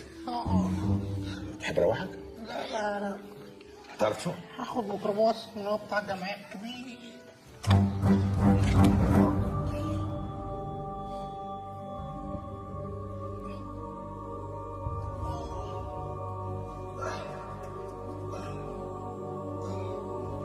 ايه ده؟ انا فين؟ يما انا فين؟ قوم يا حزلقوم. انت مين يا عم انت؟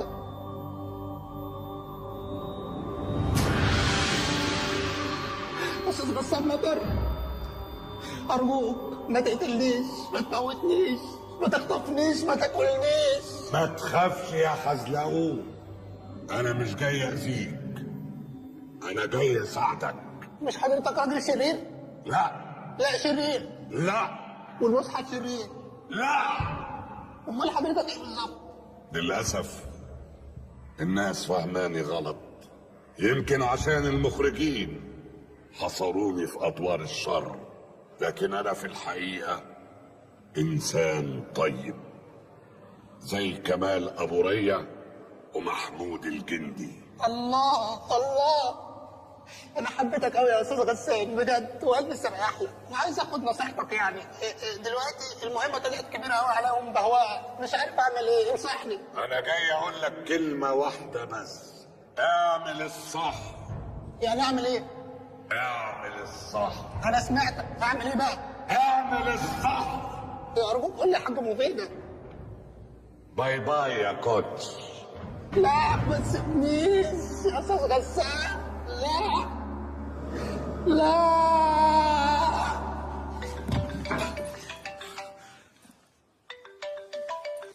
يا استاذ سراج. لا يا عم المصحف فاكرك يا عم، ده انا حتى مسجلك سراج مهمه. ماشي يا عم هجيلك.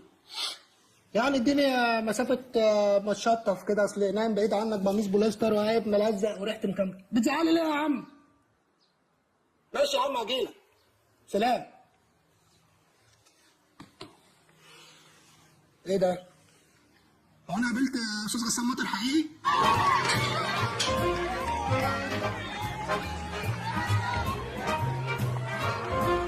سراج باشا؟ ايه يا عم التلاته دي؟ ما ترد يا عم، ايه اللي ايه في ايه؟ ايه ده؟ تعالى ورايا. انت مين انت كمان؟ تعالى ورايا. ايه ده؟ اتفضل اتفضل اتفضل يا باشا. هلا قول لي يا بركه، هو انت لابس كده ليه؟ تمويه علشان ما نلفتش الانظار. تمويه؟ وانا الناس لما تشوفني بتفسح في فلوكه دبدوب ده عادي امان؟ يا ابني بطل غلبه بقى وقول لي اخبار امبارح ايه؟ انطق. يا الراجل ده ابن حلال قوي يا باشا، شكله انسان نقي من جوه وانتوا ظالمينه. يا عيني مش طايق يقعد في البلد وعايز يروح يطلع يشوف عياله بره، وحاجه تقطع القلب قوي. وبعدين يا حنين قول معلومه مفيده. واحنا قاعدين في الجنينه امبارح كحه كحه؟ مش اي كحه يا باشا، كحه من اللي هي محمله بلغم، ما تفهمش بقى كانوا بيبيضوا بينفضوا حاجه كده. بينفضوا ايه وبلغم ايه الله يعرفك؟ يا ابني امبارح جيرمين سمعته بيقول كلام مهم وفي حاجه زي ماتش اعتزال وحاجات جيرمين بقى، كلام جيرمين بقى، امشي ورا كلام جيرمين. يا سلام، هو جيرمين دي مش معانا ولا ايه؟ يا باشا دي واحده ست وهتتكلم كلام ستات، بيحكوا في المحكي وبيروي. الله الحق انسان الغاب اهو. يا ابني انسان الغاب ايه؟ ما تركز معايا، في كتير قوي منهم اهو. يا ابني حرام عليك ركز معايا، انسان الغاب ايه؟ ما تفهمني قالت ايه جيرمين؟ هذا موضوع تافه يا باشا، عايزه تقول لك يعني من الاخر الراجل قبل ما يسافر عايز ينقل 25 كيلو. 25 كيلو ايه بقى؟ زيتون، ليمون، جبنه قديمه، العلم عند الله. الراجل عايز ينقل 25 كيلو هيروين ويكت من البلد، وانت قاعد تقول لي كح وتف ونف. انا ولا اعرف انك فضولي من الاول. فضولي ايه ونيلة ايه يا ابني؟ حرام عليك مش كده، ما تركز معايا بقى، الله يخرب بيت غباوتك يا حزلقوم. يا ابني انت كويس يا ابني ويجي منك وذكي، بس لما بتركز ركز بقى. وانت برنس. الله يبارك لك يا سيدي. يا ابني انا عايزك تميز ما بين المعلومات المهمه والمعلومات التافهه، علشان اللي يفضل في دماغك المعلومات المهمه، وتسيبك بقى من كح وتف ونف والتفاهات دي. عشان انت كلمتني بالراحه اهو من غير قفش. القفش ملوش رجلين ومعروفه. انت قلت لي ايه بالراحه وانا فهمتها واستوعبتها. فهمت انت كده خلاص. وانت شايفني غبي يا باشا؟ لا العفو العفو. بقول لك يا باشا، نعم ممكن ناخد لفه كمان وتصورني بالموبايل مع وانا جايب ابن اختي معايا بفتحه. لفه ايه يا ابني ودينة ايه؟ من حرام عليك مش كده. من عشم يا عم. هتشلني؟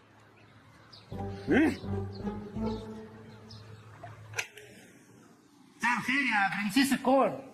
اهلا يا ادم تعالى. جيرمين هنا. ازيك يا ادم؟ لا لا لا كفايه كده بقى على تاني. معلش يا مستر عزام، دي اخر واحده واهم واحده. حاضر يا ستي عشان خاطرك اهو. ثانك يو.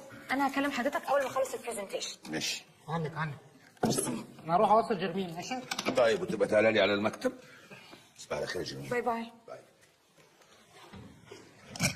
ميرسي يا ادهم. اي خدمه. بقول لك يا جيرمين، ايه بالنسبه للجونيلا اللي انت لابساها دي، يعني مش ملاحظه انها قصيره حبتين؟ قصيره ايه دي؟ وبعدين انت مالك بلبسي؟ مالي بلبسك ازاي يا جيرمين؟ احنا مش زمايل وفي نفس المهمه يا ماما، وبعدين اي حاجه غلط هتعملها تبقى في وشي انا. لا اله الا الله. يا سلام. امال؟ ولعلمك بقى انا فاهم دماغك كويس قوي، انت مفكره ان انا بقى ايه بعمل الكلام ده حب سيطره وانا الراجل وايه والجو ده. لا يا ماما، واحنا نازلين الراجل ده بص لك بصه مش تمام. انا فهمتها لان انا راجل. بصيت له اما الداير عمل نفسه ما عملش حاجه. ارجوكي خلي بالك على نفسك. ماشي يا حزلقوم. اتكل على الله. باي.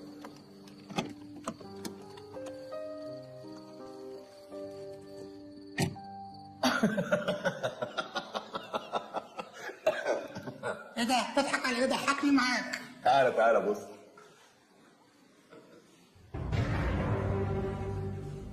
ده ادهم. ايه انا يعني. فاكر اليوم ده؟ ده يوم يتنسي يا باشا. ايه ده؟ ايه ده؟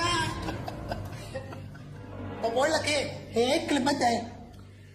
شوف يا ادم، انا مفيش صفقه عملتها ولا رشوه دفعتها من غير ما اكون سجلتها صوت وصوره. عشان لو وقعت ما اقعدش لوحدي.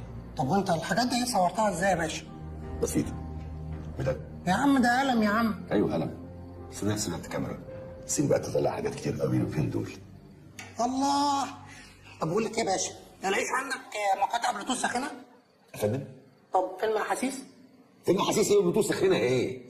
المهم هتلبس ايه بكره بالليل؟ ايه يا عم عايز ايه يا عم؟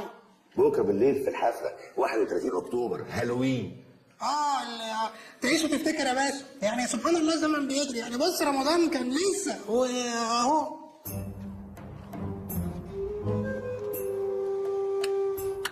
الأقصر بلدنا بلد سواح فيها الأجانب تتظبط. الأقصر بلدنا بلد سواح فيها الأجانب تتشقلط. الأقصر بلدنا بلد تفاح. يا ابني تفاح ايه والاقصر ايه واحنا في الاهرامات؟ يا باشا ما كله شغل فراعين. صباح الفل. ايه الاخبار؟ الحمد لله يا رضا. وانا بطمن عليك. اخبار الزفت عزام ايه؟ يا باشا ما فيش معلومات جديدة. يعني الراجل اليومين دول متخذني كصديق. ايه؟ متخذني كصديق أنا. ومش عارف أقول لك إيه. اتعشينا امبارح. ها؟ مفيش حاجه تاني غير كده؟ مش لاقي معلومات جديدة يا باشا والله. يعني مثلا تقدر تقول إيه؟ الراجل بيشرب شاي من غير سكر وعامل دايت. انت مش اتنيلت امبارح كلمتني قلت لي عايزين نتقابل النهارده ضروري؟ يا طال يا باشا. معلش أنا أصلا كنت عايزك في موضوع شخصي يا باشا. يا حزلقوم خليني ضارب المشوار ده كله عشان موضوع شخصي. معلش يا باشا من عشمي بقى. نعم يا حزلقوم. بص يا باشا في كليبايه في قلب الكمبيوتر بتاع عزام بيه. الكليبايه دي تخصني بالصلاه على النبي بعد ما اخلص المهمه بقى. فيها ايه الكليبايه دي؟ كليبايه يا باشا دي عزام مصور ادهم وهو بقى بعيد عنك عمال يضرب في راجل ويذل فيه والكلام ده اهو. انا بقى كنت عايز اخدها عشان ايه؟ اوريها لايمن ابن احلام كراويه ده جارنا وفاتح سايبر. كمان انا شبه ادهم فبان ان انا اللي بعمل الشقاوه ده ايه بالراحه يا ابني عليا بالراحه الله يبارك لك. يعني هو دلوقتي عزام مصور حاجات وبيعمل ايه بقى؟ انا هفهم حضرتك يا باشا. هو عنده ايه؟ كاميرا على شكل لا مؤاخذه قلم. دي بقى طول اليوم حاططها في جيبه وبيصور بيها بقى ايه؟ كل الرشاوي والعمليات الزباله اللي بيعملها. وكمان ماسك بيها سلة على ناس كبيره قوي في البلد. كل الكليبات ده ايه؟ جنب الكليب اللي انا عايزه في نفس الملف في نفس الكمبيوتر. عايز حاجه؟ السلام عليكم. تعالى هنا. في ايه؟ انت البعيد ايه؟ انت البعيد ايه؟ في ايه يا باشا؟ في ايه؟ في ايه يا جاحد يا متخلف؟ ده انا من صباحة ربنا ببيض على معلومة وانت قاعد تقول لي اتغدينا وشاي وسكر ودايت ومتخذني. هشحتها منك. انت قاعد ما بتقوليش المعلومات دي على طول ليه؟ اصل عزام بيه مشدد عليا ما جابش سيره لحد. حسام ايوه هات لي حبايه من على الجمل بسرعه. حاضر. كفر لك شهر يا باشا. في ايه؟ مالكش دعوه. مالكش دعوه. بتعالج بسببك يا بعيد. جبت لي العله والمرض. شكرا. انا بعمل عشانك يا باشا. مالكش دعوه بيه. مزاج. ولا ركز معايا. احنا عايزين نحصل على التسجيلات دي في اسرع وقت. عايزك النهارده بالليل. لا معلش النهارده بالليل ما ينفعش نحصل على اي حاجه. وده ليه بقى؟ ليه؟ البيع وراه ايه بالليل؟ اصل عزام بيه عازمني على حفله. حفلة ايه دي؟ حفله عيد الهلع اللي هي بالانجليزي الميلانين باين. الهالوين ما علينا. الحفلة دي في بيته؟ امال في غيطه؟ انا اسف انا اللي حمار انا اللي مش فاهمك انا اللي تعبك معايا يا باشا انا الكلام اخده على طمال. يخرب بيتك لبيت سنينك. معلش يا باشا. حسام يا باشا انا جاتني حته دين فكره. طبعا حضرتك دلوقتي بتفكر وتقول ان دي انسب فرصه لحزلقوم انه يسرق التسجيلات. يعني باعتبار انهم قاعدين في حفله تنكريه فعزام هيبقى مالي في الحفله. فحزلقوم ممكن يدخل مكتب عزام بكل سهوله. حلو قولها له.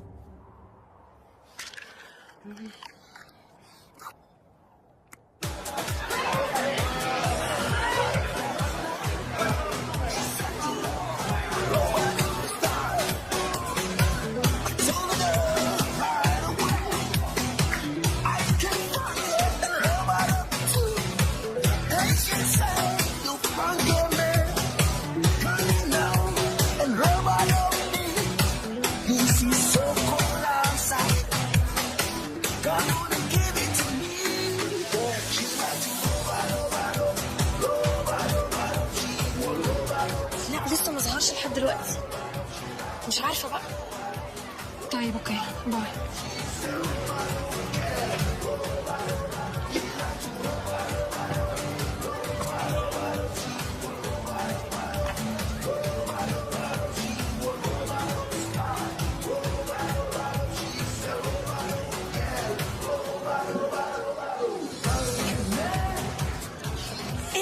ايه ده؟ في عمليه ترميم كل ده عند الراجل بتاع الملابس. ايه احسن اللي انت لابسه ده؟ فانا كان عليا كنت عايز البس بتنجانات بس رحت عنده ما لقيتش الا موزه وخياره قلت البس موزه احسن. طب يلا بقى ما تضيعش وقت، اطلع انت على المكتب وانا هشغل عزام. ورايا جرمين الدنيا ما طارتش نقعد كده نستهدى بالله نفتح البوفيه ناكل لقمه نشرب سبورت. هو انت جاي تاكل ولا جاي تشتغل؟ لا لا والله بقى. طب بص لو طلعت المكتب وخلصت بسرعه انا هجيب لك كل اللي انت عايزه. بجد والنبي؟ بجد. طب اقول لك ايه؟ بص كده حوالينا في حد بص علينا؟ لا مفيش فيه. بص خدي لما مؤاخذه الكيسه السمراء ده اهي حط لي فيها حتتين جاتوه واحده بالفواكه ماشي وواحده مش بالفواكه وعايز سندوتشات اللي هي معموله بالريتش باك الطري ده. يلا سلام عليكم. استر يا رب. تفتكر يا حسام حزلقوم هينجح في المهمه دي؟ لا. يا ستار.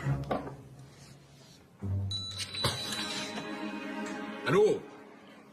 ايوه يا حزلقوم، انت فين يا ابني؟ انا سعاد باشا انا في مكتب عزام بيه دلوقتي. طيب افتح الكمبيوتر. انا قاعد على الكمبيوتر اهو. افتح الكمبيوتر. انا قاعد على الكمبيوتر اهو. يا ابني ما تفتحه. فتح. انا مش شايف حاجه من اللي انت بتعمله. وريني انت بتهبب ايه يا ابني. ثانيه واحده. تمام وصل الفلاشايه بقى. ده كان حته جون. بس الرفعه اللي رفعها ناني بقى هي السبب في الجون. انا متهيألي روني هو اللي رفعها. لا لا لا لا ناني. انا متأكد روني. ناني. روني. ايه البواخه اللي انت فيها دي؟ بقول لك ناني. صدقني روني. كده. طب تعالى معايا على المكتب هفرجك على الجون على اليوتيوب. على فكره انا لسه شايفه الماتش ده قبل ما اجي والناني هو اللي رفعها. شفت بقى شفت؟ لا انا متأكد روني. لا ده انت راجل سئيل بجد. طب قدامي على المكتب بقى. ايه مستر عزام هتسيب الناس في وسط الحفله وتمشي؟ هم 5 دقايق يا حبيبتي. ده راجل دماغه عامله زي البرطوشه مش هيقتنع غير لو شاف الجون. عن اذنك فوت. مستر عزام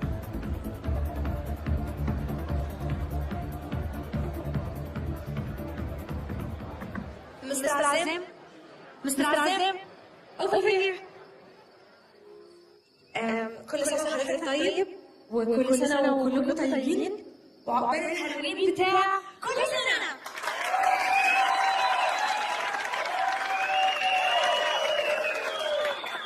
مستر عزام أنا محضرة لك مفاجأة يا رب تعجبك.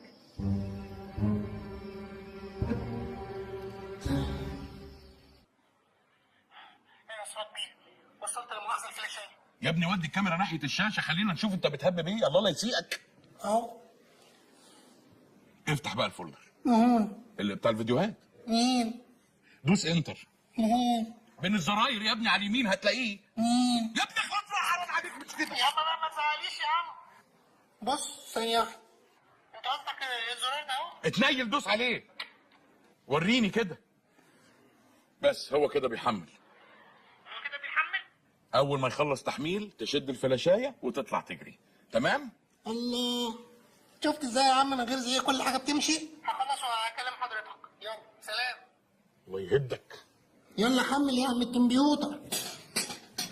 يا بنت حتة مني يا أخرة البعد نعطيك لحنوني ومزود في العناد سهرني الشوق حياتي الشوق وغلبت معاك وانت رفعت وانا عارف هو الكتاب ما يشتغل هو اللي تقرب وانا تسألني الحق عليك الحق عليك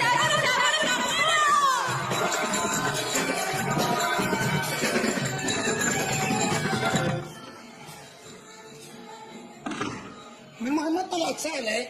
امال ايه جو مهمه صعبه ومهمه مستحيله وش تدريبات وتعول صباعي. بس على فكره انت شكلك جامد قوي في الشغل.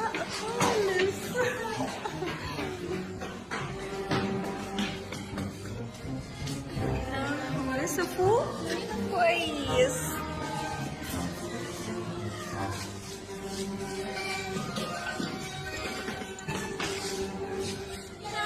ده انت هتوديني فين تاني؟ تعالي هنا بس ده السطوح طراوه ايه ما اقولكيش.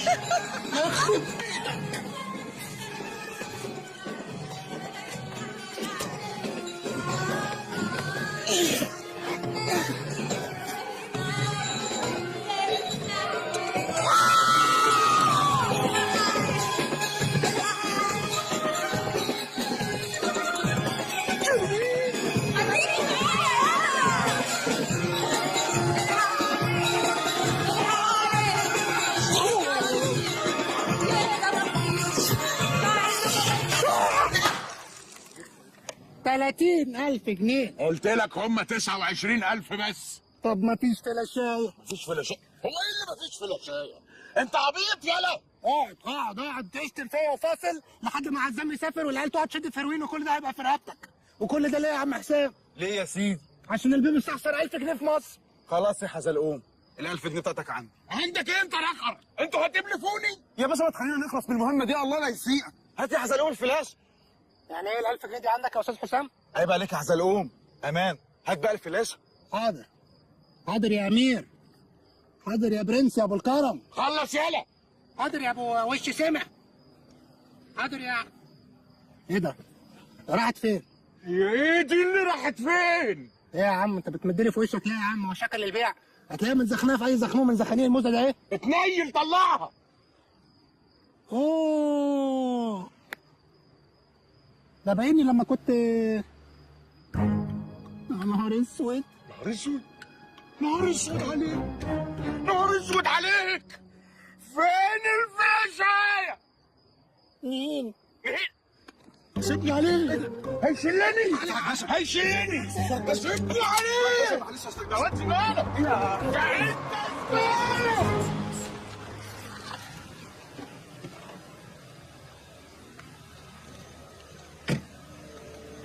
الفلاشايه هي سبب بيه. سوري يا حزلقوم اتاخرت عليك، اصل بعد ما انت اديتني الفلاشايه. ايه الهبل ده؟ انا اديتك فلاشايه؟ ايوه اديتني الفلاشايه في الحفله لما كنا واقفين عند منط البسين. لما كنا عند البسين. قلت ايه اللي اخرك لحد دلوقتي؟ فبالي ساعه عمال افصل في ال1000 جنيه بتاعتك عرقك. فلاشتك معاك يا ابن والدي. السلام عليكم. يلا بينا بلاش كلام فاضي يلا.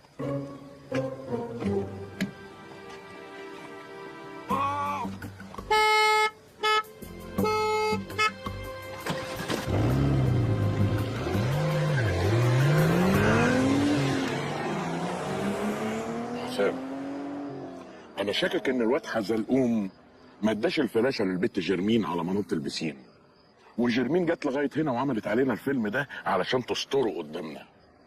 خدت بالك لما قرصته في كتفه؟ تفتكر في بينهم حاجه؟ يا بيه ده لولا ان احنا في 2010 كان زمانهم بكره الصبح في مكان من الاثنين، يا اما جروبي يا كازينو على النيل. كويس ان احنا جينا هنا، الدنيا كانت زحمه قوي في جروبي. اظن مش حرمك من حاجه اهو. لا ده كده يعني فل. انا قلت اجي اعزمك على برتقال واجيب لك هديه واكسر عينك عشان تبقى ايه واحده واحده كده ايه قصاد حركه الجدعانه بتاعت امبارح. اللي صحيح يا جرمين، انت جبت الفلاشايه ازاي؟ مفيش، انا بعد اللي حصل امبارح في الحفله خفت طبعا لا يكون جرالك حاجه، فدخلت المكتب. خفت. خفت عليا انا؟ خفت عليك. افرض كان حصل لك حاجه يعني. كانت المهمه مش هتكمل. طب سؤال شخصي كده يا جرمين عدم لا مؤاخذه يعني واحده بسم الله ما شاء الله يعني جميله ومهذبه زيك ومقرعره ما شاء الله يعني، ايه مفيش حد في حياتك؟ لا كان في زمان كنت مخطوبه بس ما حصلش نصيب. كان بيضربك ويذلك؟ لا. كان بيسبلك؟ لا طبعا. ايه الجزمه؟ خانك مع اصحابي؟ لا خالص، هو كان كويس جدا بس ما كناش متفاهمين يعني ما اتفقناش، وبعدها ما لقيتش حد ارتاح له بصراحه. بصي الحاجات الصغيره يعني في الاول وفي الاخر اسمه نصيب يعني ممكن تلاقيه تمام وابوه عنده مشتل والبنت شغاله في سنترال ومتدينه وكل حاجه وفجاه سبحان الله يعني. طب حزلقوم انا اللي عايزه اسالك سؤال. اتفضلي. انت عمر ما كان عندك جو يعني؟ ايوه جو؟ لا مفيش طبعا، اصل حرام. حرام؟ حرام ليه؟ اصل احب في واحده واتجوزها واخلف منها عيل واقوم مطلقها عشان مش عارف اصرف عليها، فتروح تتجوز واحد غني قاعد بقى يعذب في الواد ينصاب سجاير والواد يطلع مجنون عنده بتاع في رقبته وعليه حرام طبعا. ده ايه الخيال الاوفر ده يا حزلقوم؟ بص انا مش معاك في فكره ربط الحب بالفلوس، اصل اي اتنين ما بينهم علاقه المفروض. مالك في ايه؟ اصل انا مستغربه قوي ان انا قاعده بتكلم الكلام ده وانا شايفه قدامي ادهم اللي هو انا عمري ما كنت هتكلم معاه كده. عارف يا حزلقوم ايه اكتر حاجه عجباني فيك؟ ايه؟ انك عندك طموح واصرار، مصمم تنجح لاخر لحظه مع ان سوري يعني امكانياتك ضعيفه وذكائك محدود. الحمد لله الحمد لله، انا عايز اقول لك من صغري على فكره في المدرسه كل المدرسين بيقولوا لي يا حزلقوم انت ذكائك محدود وعدى كل الحدود. الحمد لله دي نعمه وفضل من ربنا. الحمد لله. انت مين مثلك الاعلى يا حزلقوم غير مامتك؟ انا مثلي الاعلى قول انت الاول. طب انا مثلي الاعلى اوبرا، تعرفها؟ اه طبعا، دي المحطه اللي قبل السادات على طول، ده الطريق اللي هو مش المرج بس دي زحمه قوي يا جرمين. لا يا حزلقوم، اوبرا دي اشهر وانجح مذيعه في العالم. اه دي المذيعه الشهيره دي.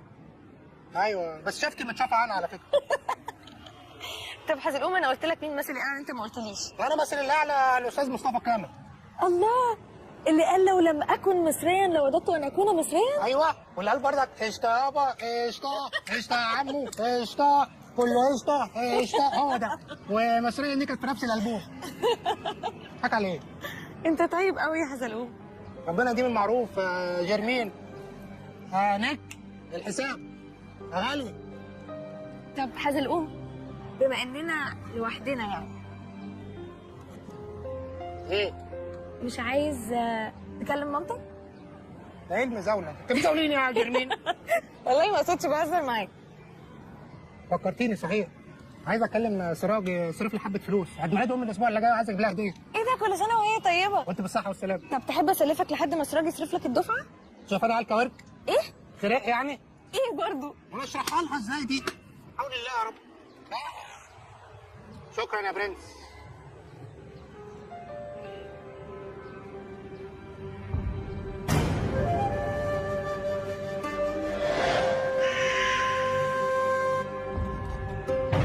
يا ابني انت مش موت يا ابني. هل هذه أشيائي؟ لا دي اشياء جرمين. إذا ايه ده، انت مجنون؟ ايه جرمين جرمين، اهدي يا علي، انا فاهمه غلط. تعالى بس نتكلم انت راجل لراجل بعيد عن الحريم. تعالى بص يا برنس، الدنيا حر مش ناقصه لا تعذيب ولا فرهضه. بعدين ده اول مره اخرج فيها مع الحته بتاعتي، خليك انت البقى. ها؟ إنها موزة. بقول لك ايه؟ احترم نفسك اللي عاملها معاه. هذا أشيائي. ايه اللي الادبه دي؟ مالكش عندي اشياء وننجي على روحك واغرقات.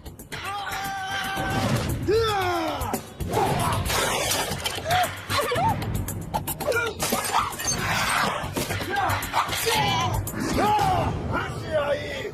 وهي ساك. انتظر أرجوك.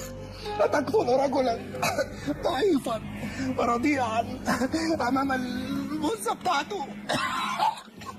ينفع كده يا ابو الجبهتين؟ صح. هي دي اخلاق النينجا. ولكني سأعود. براحتك يا باشا، اديك عرفت المطعم.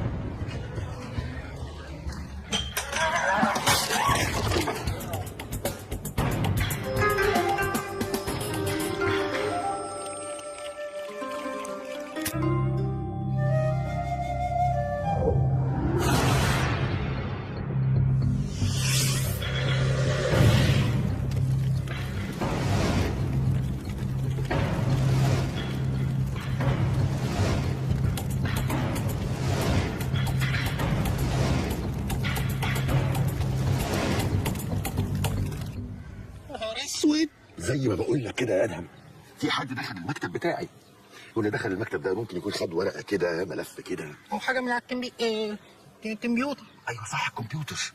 الحفله كانت مليانه ناس، انا خلاص ما بقتش اثق في حد خالص، ما بقتش اثق في الناس اللي موجودين حواليا. لا يا راجل، احنا رجالتك، ما تثقش فينا ازاي بس يا عم الحاج؟ اسمع، احنا هنقابل الناس بكره عشان نخلص الديل، نقول لهم يسلمونا البضاعه في ظرف 3 ايام، بعدها انا هسافر اسيب لك البضاعه انت والرجاله تصرفوها، بعد كده تبعت لي فلوسي في البنك، فاهم؟ اعتبر الموضوع ده خلص يا عزام بيه، انت وراك رجاله. اسمع يا ادهم، في الظروف اللي زي دي ما اقدرش اعتمد غير على واحد زيك، واحد بثق فيه وبحبه زي ابني، انا واثق كمان انه بيحبني زي ابوه. انت كمان مكسر فيا قوي يا عزام بيه، انت راجل طيب قوي، يعني انا مش عارف هم ليه عايزيني. بص يعني خلي بالك من نفسك، خصوصا اليومين دول، ماشي؟ بص يا حزلقوم، اللي فات كله كوم واللي جاي ده كوم تاني. الاتصال ما بيننا في الفترة اللي جاية لازم يكون في أضيق الحدود، تمام؟ ربنا يستر. ما تخافش، احنا هنبقى دايما جنبك بس من بعيد. خد يا حزلقوم، البس دي.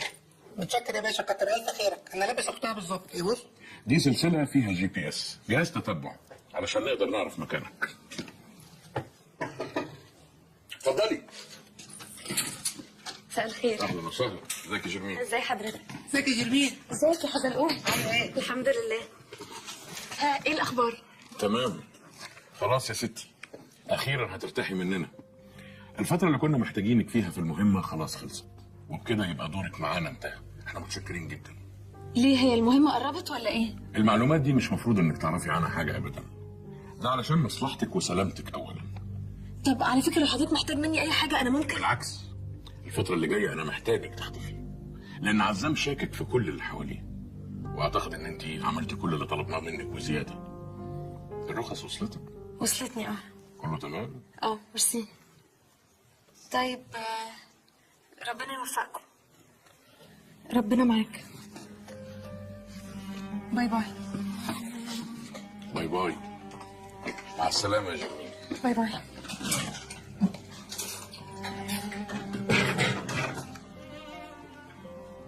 طب يعني عدم لا مؤاخذة، وبالنسبة لأنسة جرمين هي كده خلاص مش معانا تاني؟ خلاص. طب أنا عايز أروح الحمام، ممكن؟ اتفضل خش الحمام.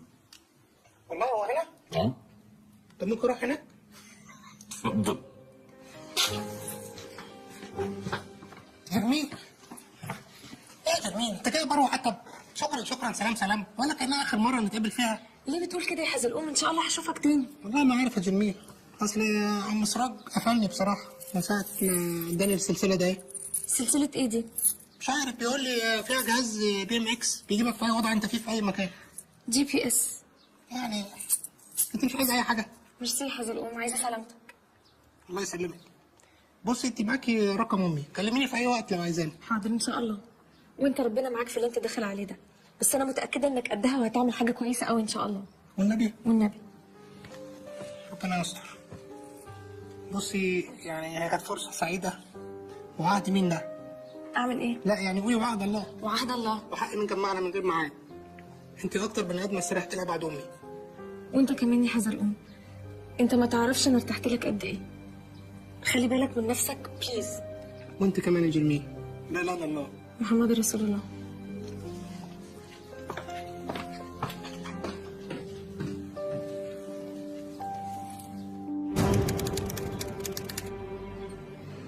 على فكره ده انا عايزك تكلم الموزعين بقى.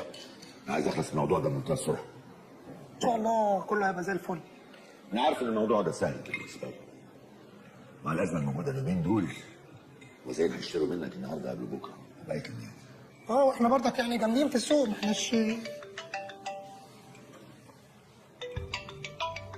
ده؟ ايه مين؟ لا ولا حاجه. وصل يا باشا. خليهم يتفضلوا.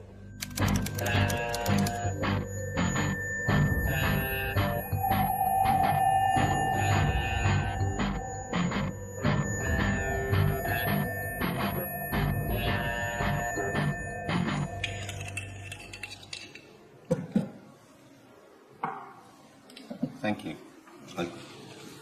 So, Mr. Azad, we were discussing the terms of the deal yesterday.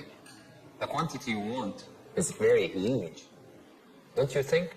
اساسي. Don't worry about that, my friend. I can handle it. The problem is that I want to finish this job as soon as possible. You don't worry, Mr. Azad. Your gift is already here. Just tell me when and where. لا مؤاخذة، لازم ارد التليفون ده. تليفون ايه بس؟ معلش تليفون سوري، تليفون ترب ها. Sorry for the interruption. You were saying? الو؟ انا في وسط شغل، خضتيني في حاجة؟ اصلك وحشتني قوي يا حبيبي، قلت اكلمك. وانت كمان وحشتيني يا ست الحبايب. كان نفسي اكون معاك دلوقتي. كل سنة وانت طيبة. وانت بألف صحة وسلامة، ولا يهمك. ما هديتك وصل. هديت ايه؟ خد كلب. ايوه يا حزلقوم. ايه ده؟ جرمين؟ انت ايه اللي وداك عند امي؟ جيت اوصل لها الهديه اللي انت اشتريتها لها. انا اشتريت لها هديه؟ ايوه بقى يا ابني.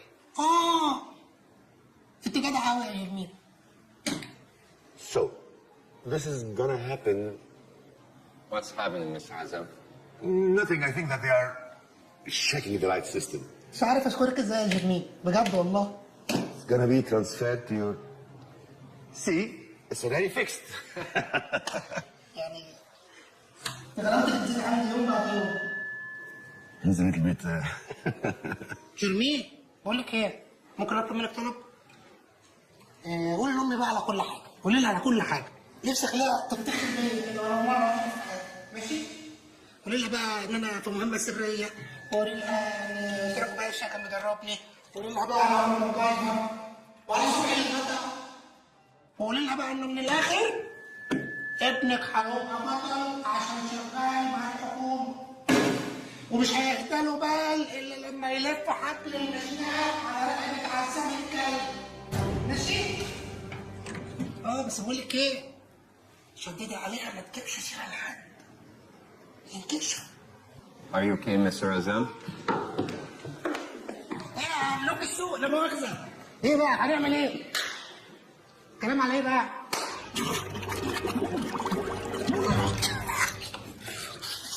مش هعترف، موتني واسلقني، مش هنطق ولا كلمة. مش هتنطق ايه؟ ما انت قلت كل حاجه خلاص. ايه ده صحيح؟ امال انت يا عم بتعذبني ليه يا عم؟ عشان انت عبيط. وبعدين ايه الاجواء القديمه اللي انتوا عاملينها دي؟ جايبين لي واحد شبه ادهم وزارعينه مكانه. في ايه؟ مين اللي عامل لكم الخطه دي؟ محمود المليجي؟ لا يا عم ده سراج باشا، ولعلمك بقى انا قلت له انها قديمه قوي ومبؤوسه وما تخلش على اي عيل صغير، انما هو بقى ايه شبط فيها وحب يجود. طب بالعند في السراج بتاعك ده بقى انا هكمل الديل وفي ميعاده وانت اللي هتساعدني. لا يا عم حد الله ما بينه وبين الحرام يا عم، كله المخدرات. بص اللي عايز تعمله فيها اعمله كده. انا كنت متوقع الاجابه دي.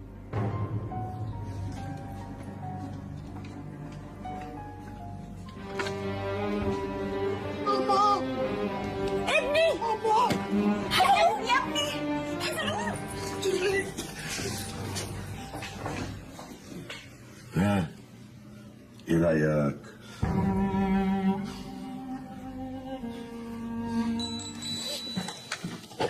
الو. يا سراج باشا. ايوه حزلوم، ايه الاخبار عندك؟ انا عرفت ميعاد مكان التسليم. اتفضل حضرتك. قول. هات لي احداثيات المكان ده بالتحديد.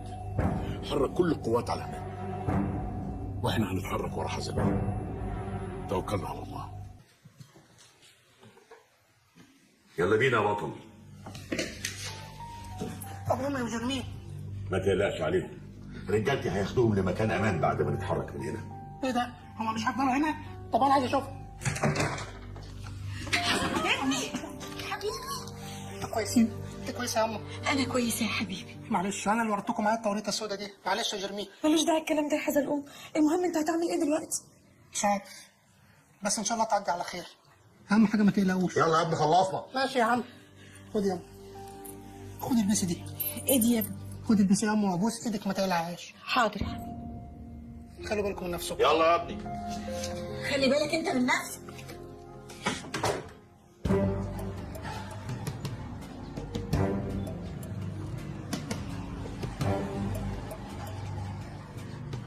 اطلع. ثانية واحدة يا فندم، في حاجة غريبة جدا بتحصل. ايه؟ الإشارة بتاعت السلسلة ما اتحركتش من الفندق أصلا. ازاي؟ ده حزلقوم لسه مكلمني وقال لي انه اتحرك في عربيه عزام وهم قدامنا هم. خلينا وراهم. اطلع اطلع. سؤال شخصي عدم المؤاخذة يا جرمين يا بنتي، يعني واحدة زيك كده بسم الله ما شاء الله، متعلمة ومهذبة ومقرقرة ما شاء الله. من غير ما تكملي يا طنط، انا ما فيش حد في حياتي. يا اختي ونبيها كمان ما شاء الله، اسم الله اسم الله. يلا يا جماعه. يلا يا ست انتوا ايه؟ ايه بقى هتودونا على فين تاني؟ يلا دلوقتي. طيب بالراحة علينا شوية. يا فندم في حاجة أغرب بتحصل دلوقتي. ايه؟ السلسلة اتحركت وماشية في عكس اتجاهنا. اكرم اقطع عليهم الطريق. ازاي يا فندم؟ اسمع اللي بقول لك عليه، اقطع الطريق.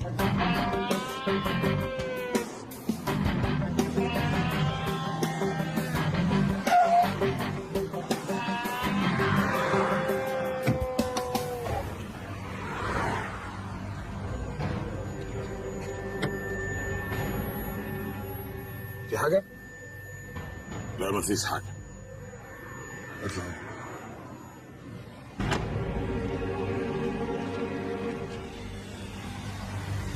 والله كنت عارف، يا ريتني كنت قلت من الأول. المهم حزلقوم فين دلوقتي؟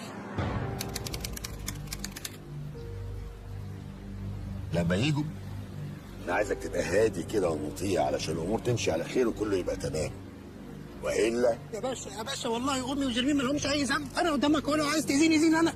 اوعى انت كنت فاكرني حاطك في دماغي. انت لو كنت نبيه وذكي كنت اديتك قرشين وخلصت منها، انما انت عبيط وهبل. فاهم يعني ايه عبيط وهبل؟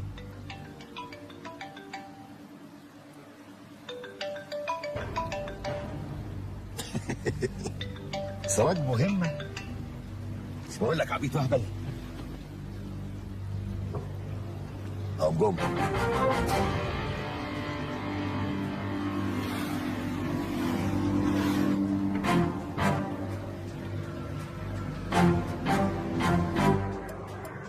تليفونه اتقفل.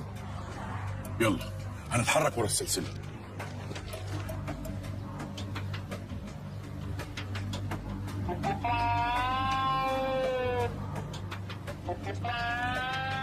Hello. Did you get the mission, guys? friends.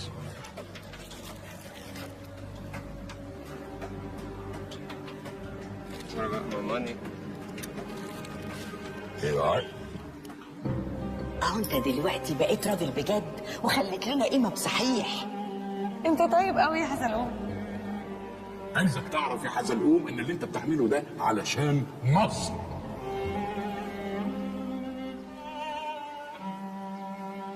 اعمل الصح.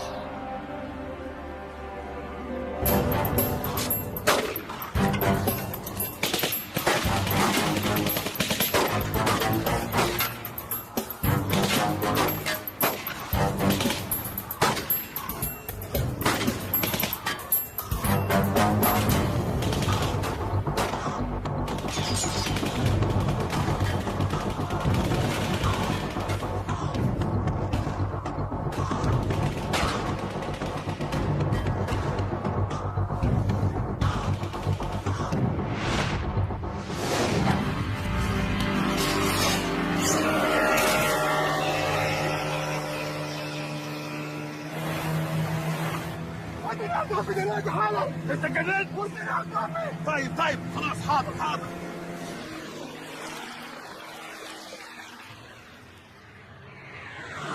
مفيش جديد يا حسام؟ لا يا فندم، السلسله مستقره في مكانها وما اتحركتش. ربنا يستر بس وما يتحركوش تاني. واحنا يا فندم يعني لازم كل مره نوصل متاخرين؟ زماننا دلوقتي فينا شويه اكشن حلوين والله. دوس يا اكرم، خلينا نلحق الاكشن. شوف يا جرمين يا بنتي، المثل بيقول اخطب لابنك وما تخطبش لبنتك. لا قصدي هو بيقول ايه؟ اخطب لبنتك وما تخطبش. مش مهم يا طنط، ما عليه. انت زي بنتي وحزلقوم ابني، فانا بصراحه كده عايزاكي لابني. حضرتك تكسفيني يا طنط. اكسفك ده ايه؟ بس هو يرجع، ده ابني وفقري وانا عارفاه. ان شاء الله هيرجع بالسلامه. يا رب يا رب.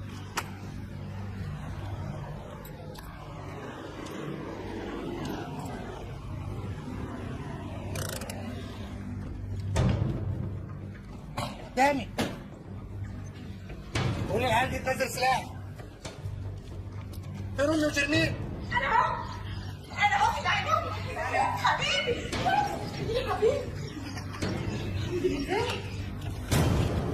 البوليس جاي دلوقتي حالا. امال انت مفكر ايه؟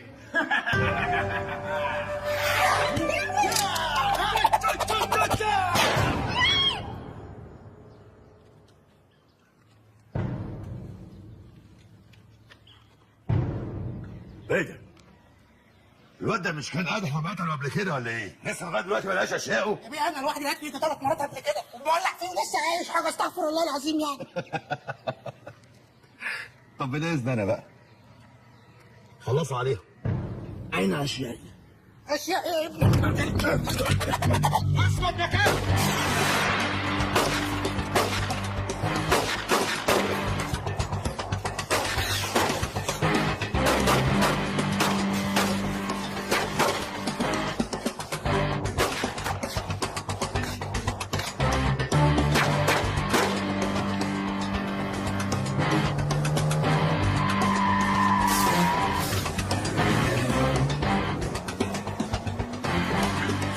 بقول لك ايه؟ خليك انت معاهم، انا هروح اسوق اجيب جرمين. امك ايه يا حسام؟ خليك مع الحاجه.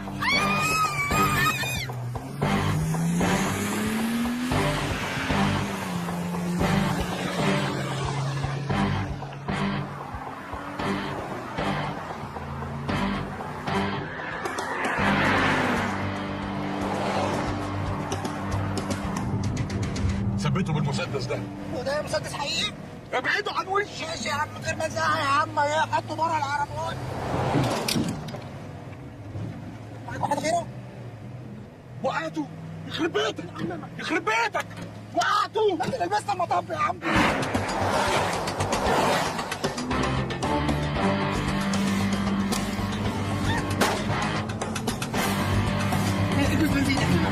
تعمل ايه؟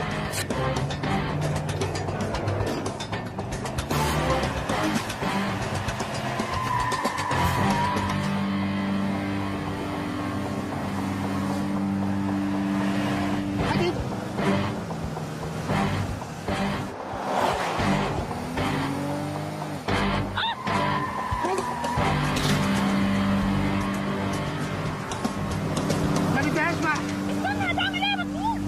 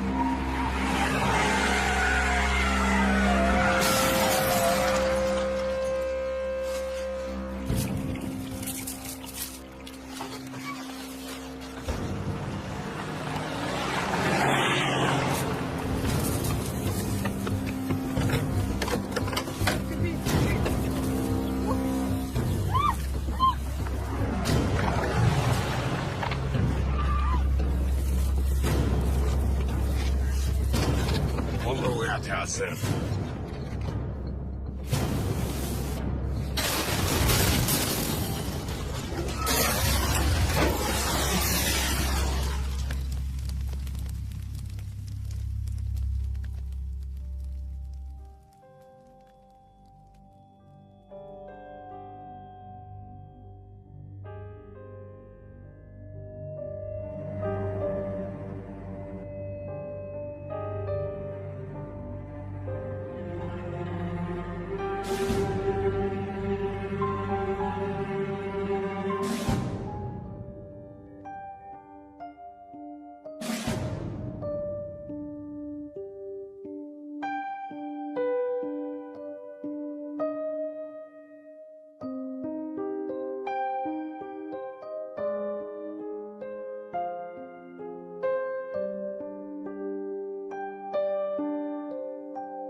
انا متشكر قوي يا حزلوم.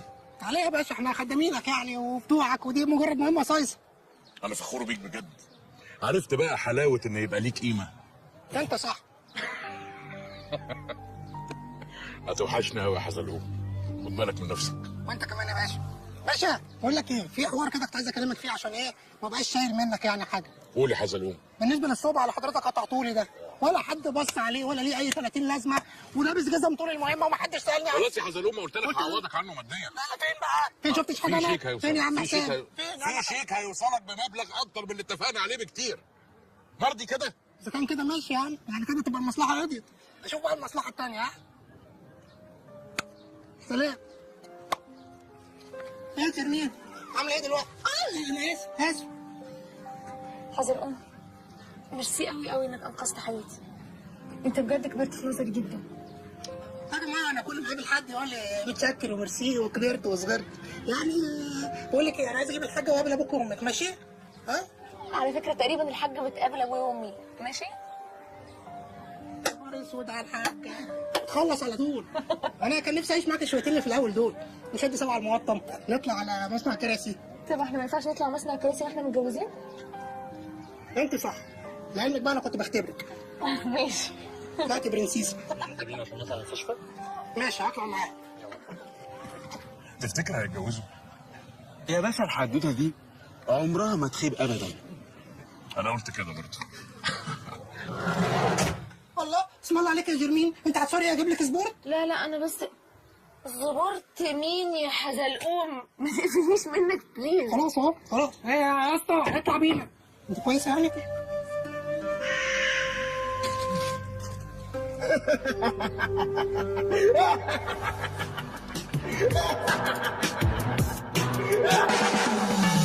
احلم واحلم واحلم اكتر واوعى حلمك يبقى كابوس. احلم قبل الحلم ما يغلى لو فاكر حلمك بفلوس. احلم واعمل واصبر واتقل مهما كان الحلم بعيد، راح يجي يوم وتحقق حلمك. الاحلام ملهاش مواعيد.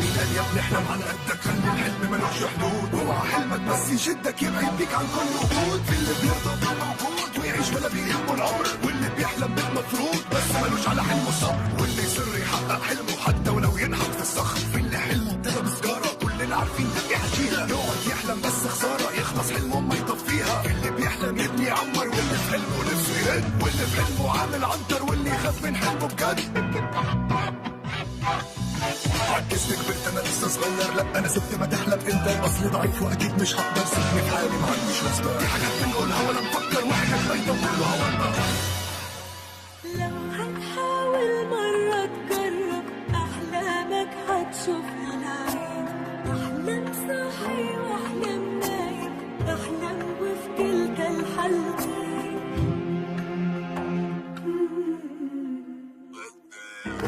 عمرك كنت تصدق حديدة بيك تطير، بدأت حلم وفكرة جديدة ليه ما يكون لك نحو طير. لو حد كان قالك من 100 سنة أو حتى 200 في شيء اسمه الطيارة زي العصفورة بجناحين، تطير تسافر بيك وانت وعيلتك فيها قاعدين.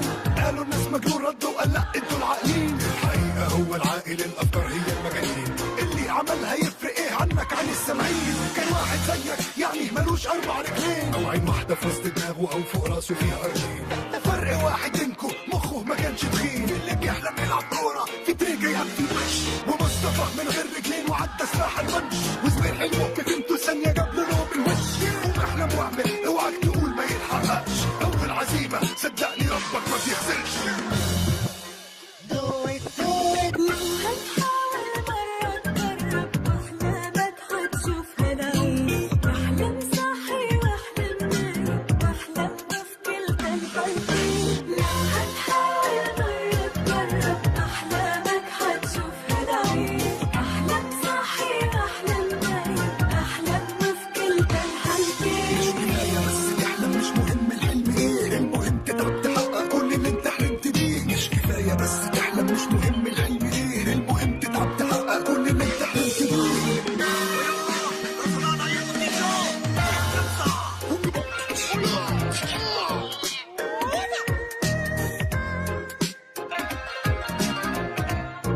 Translation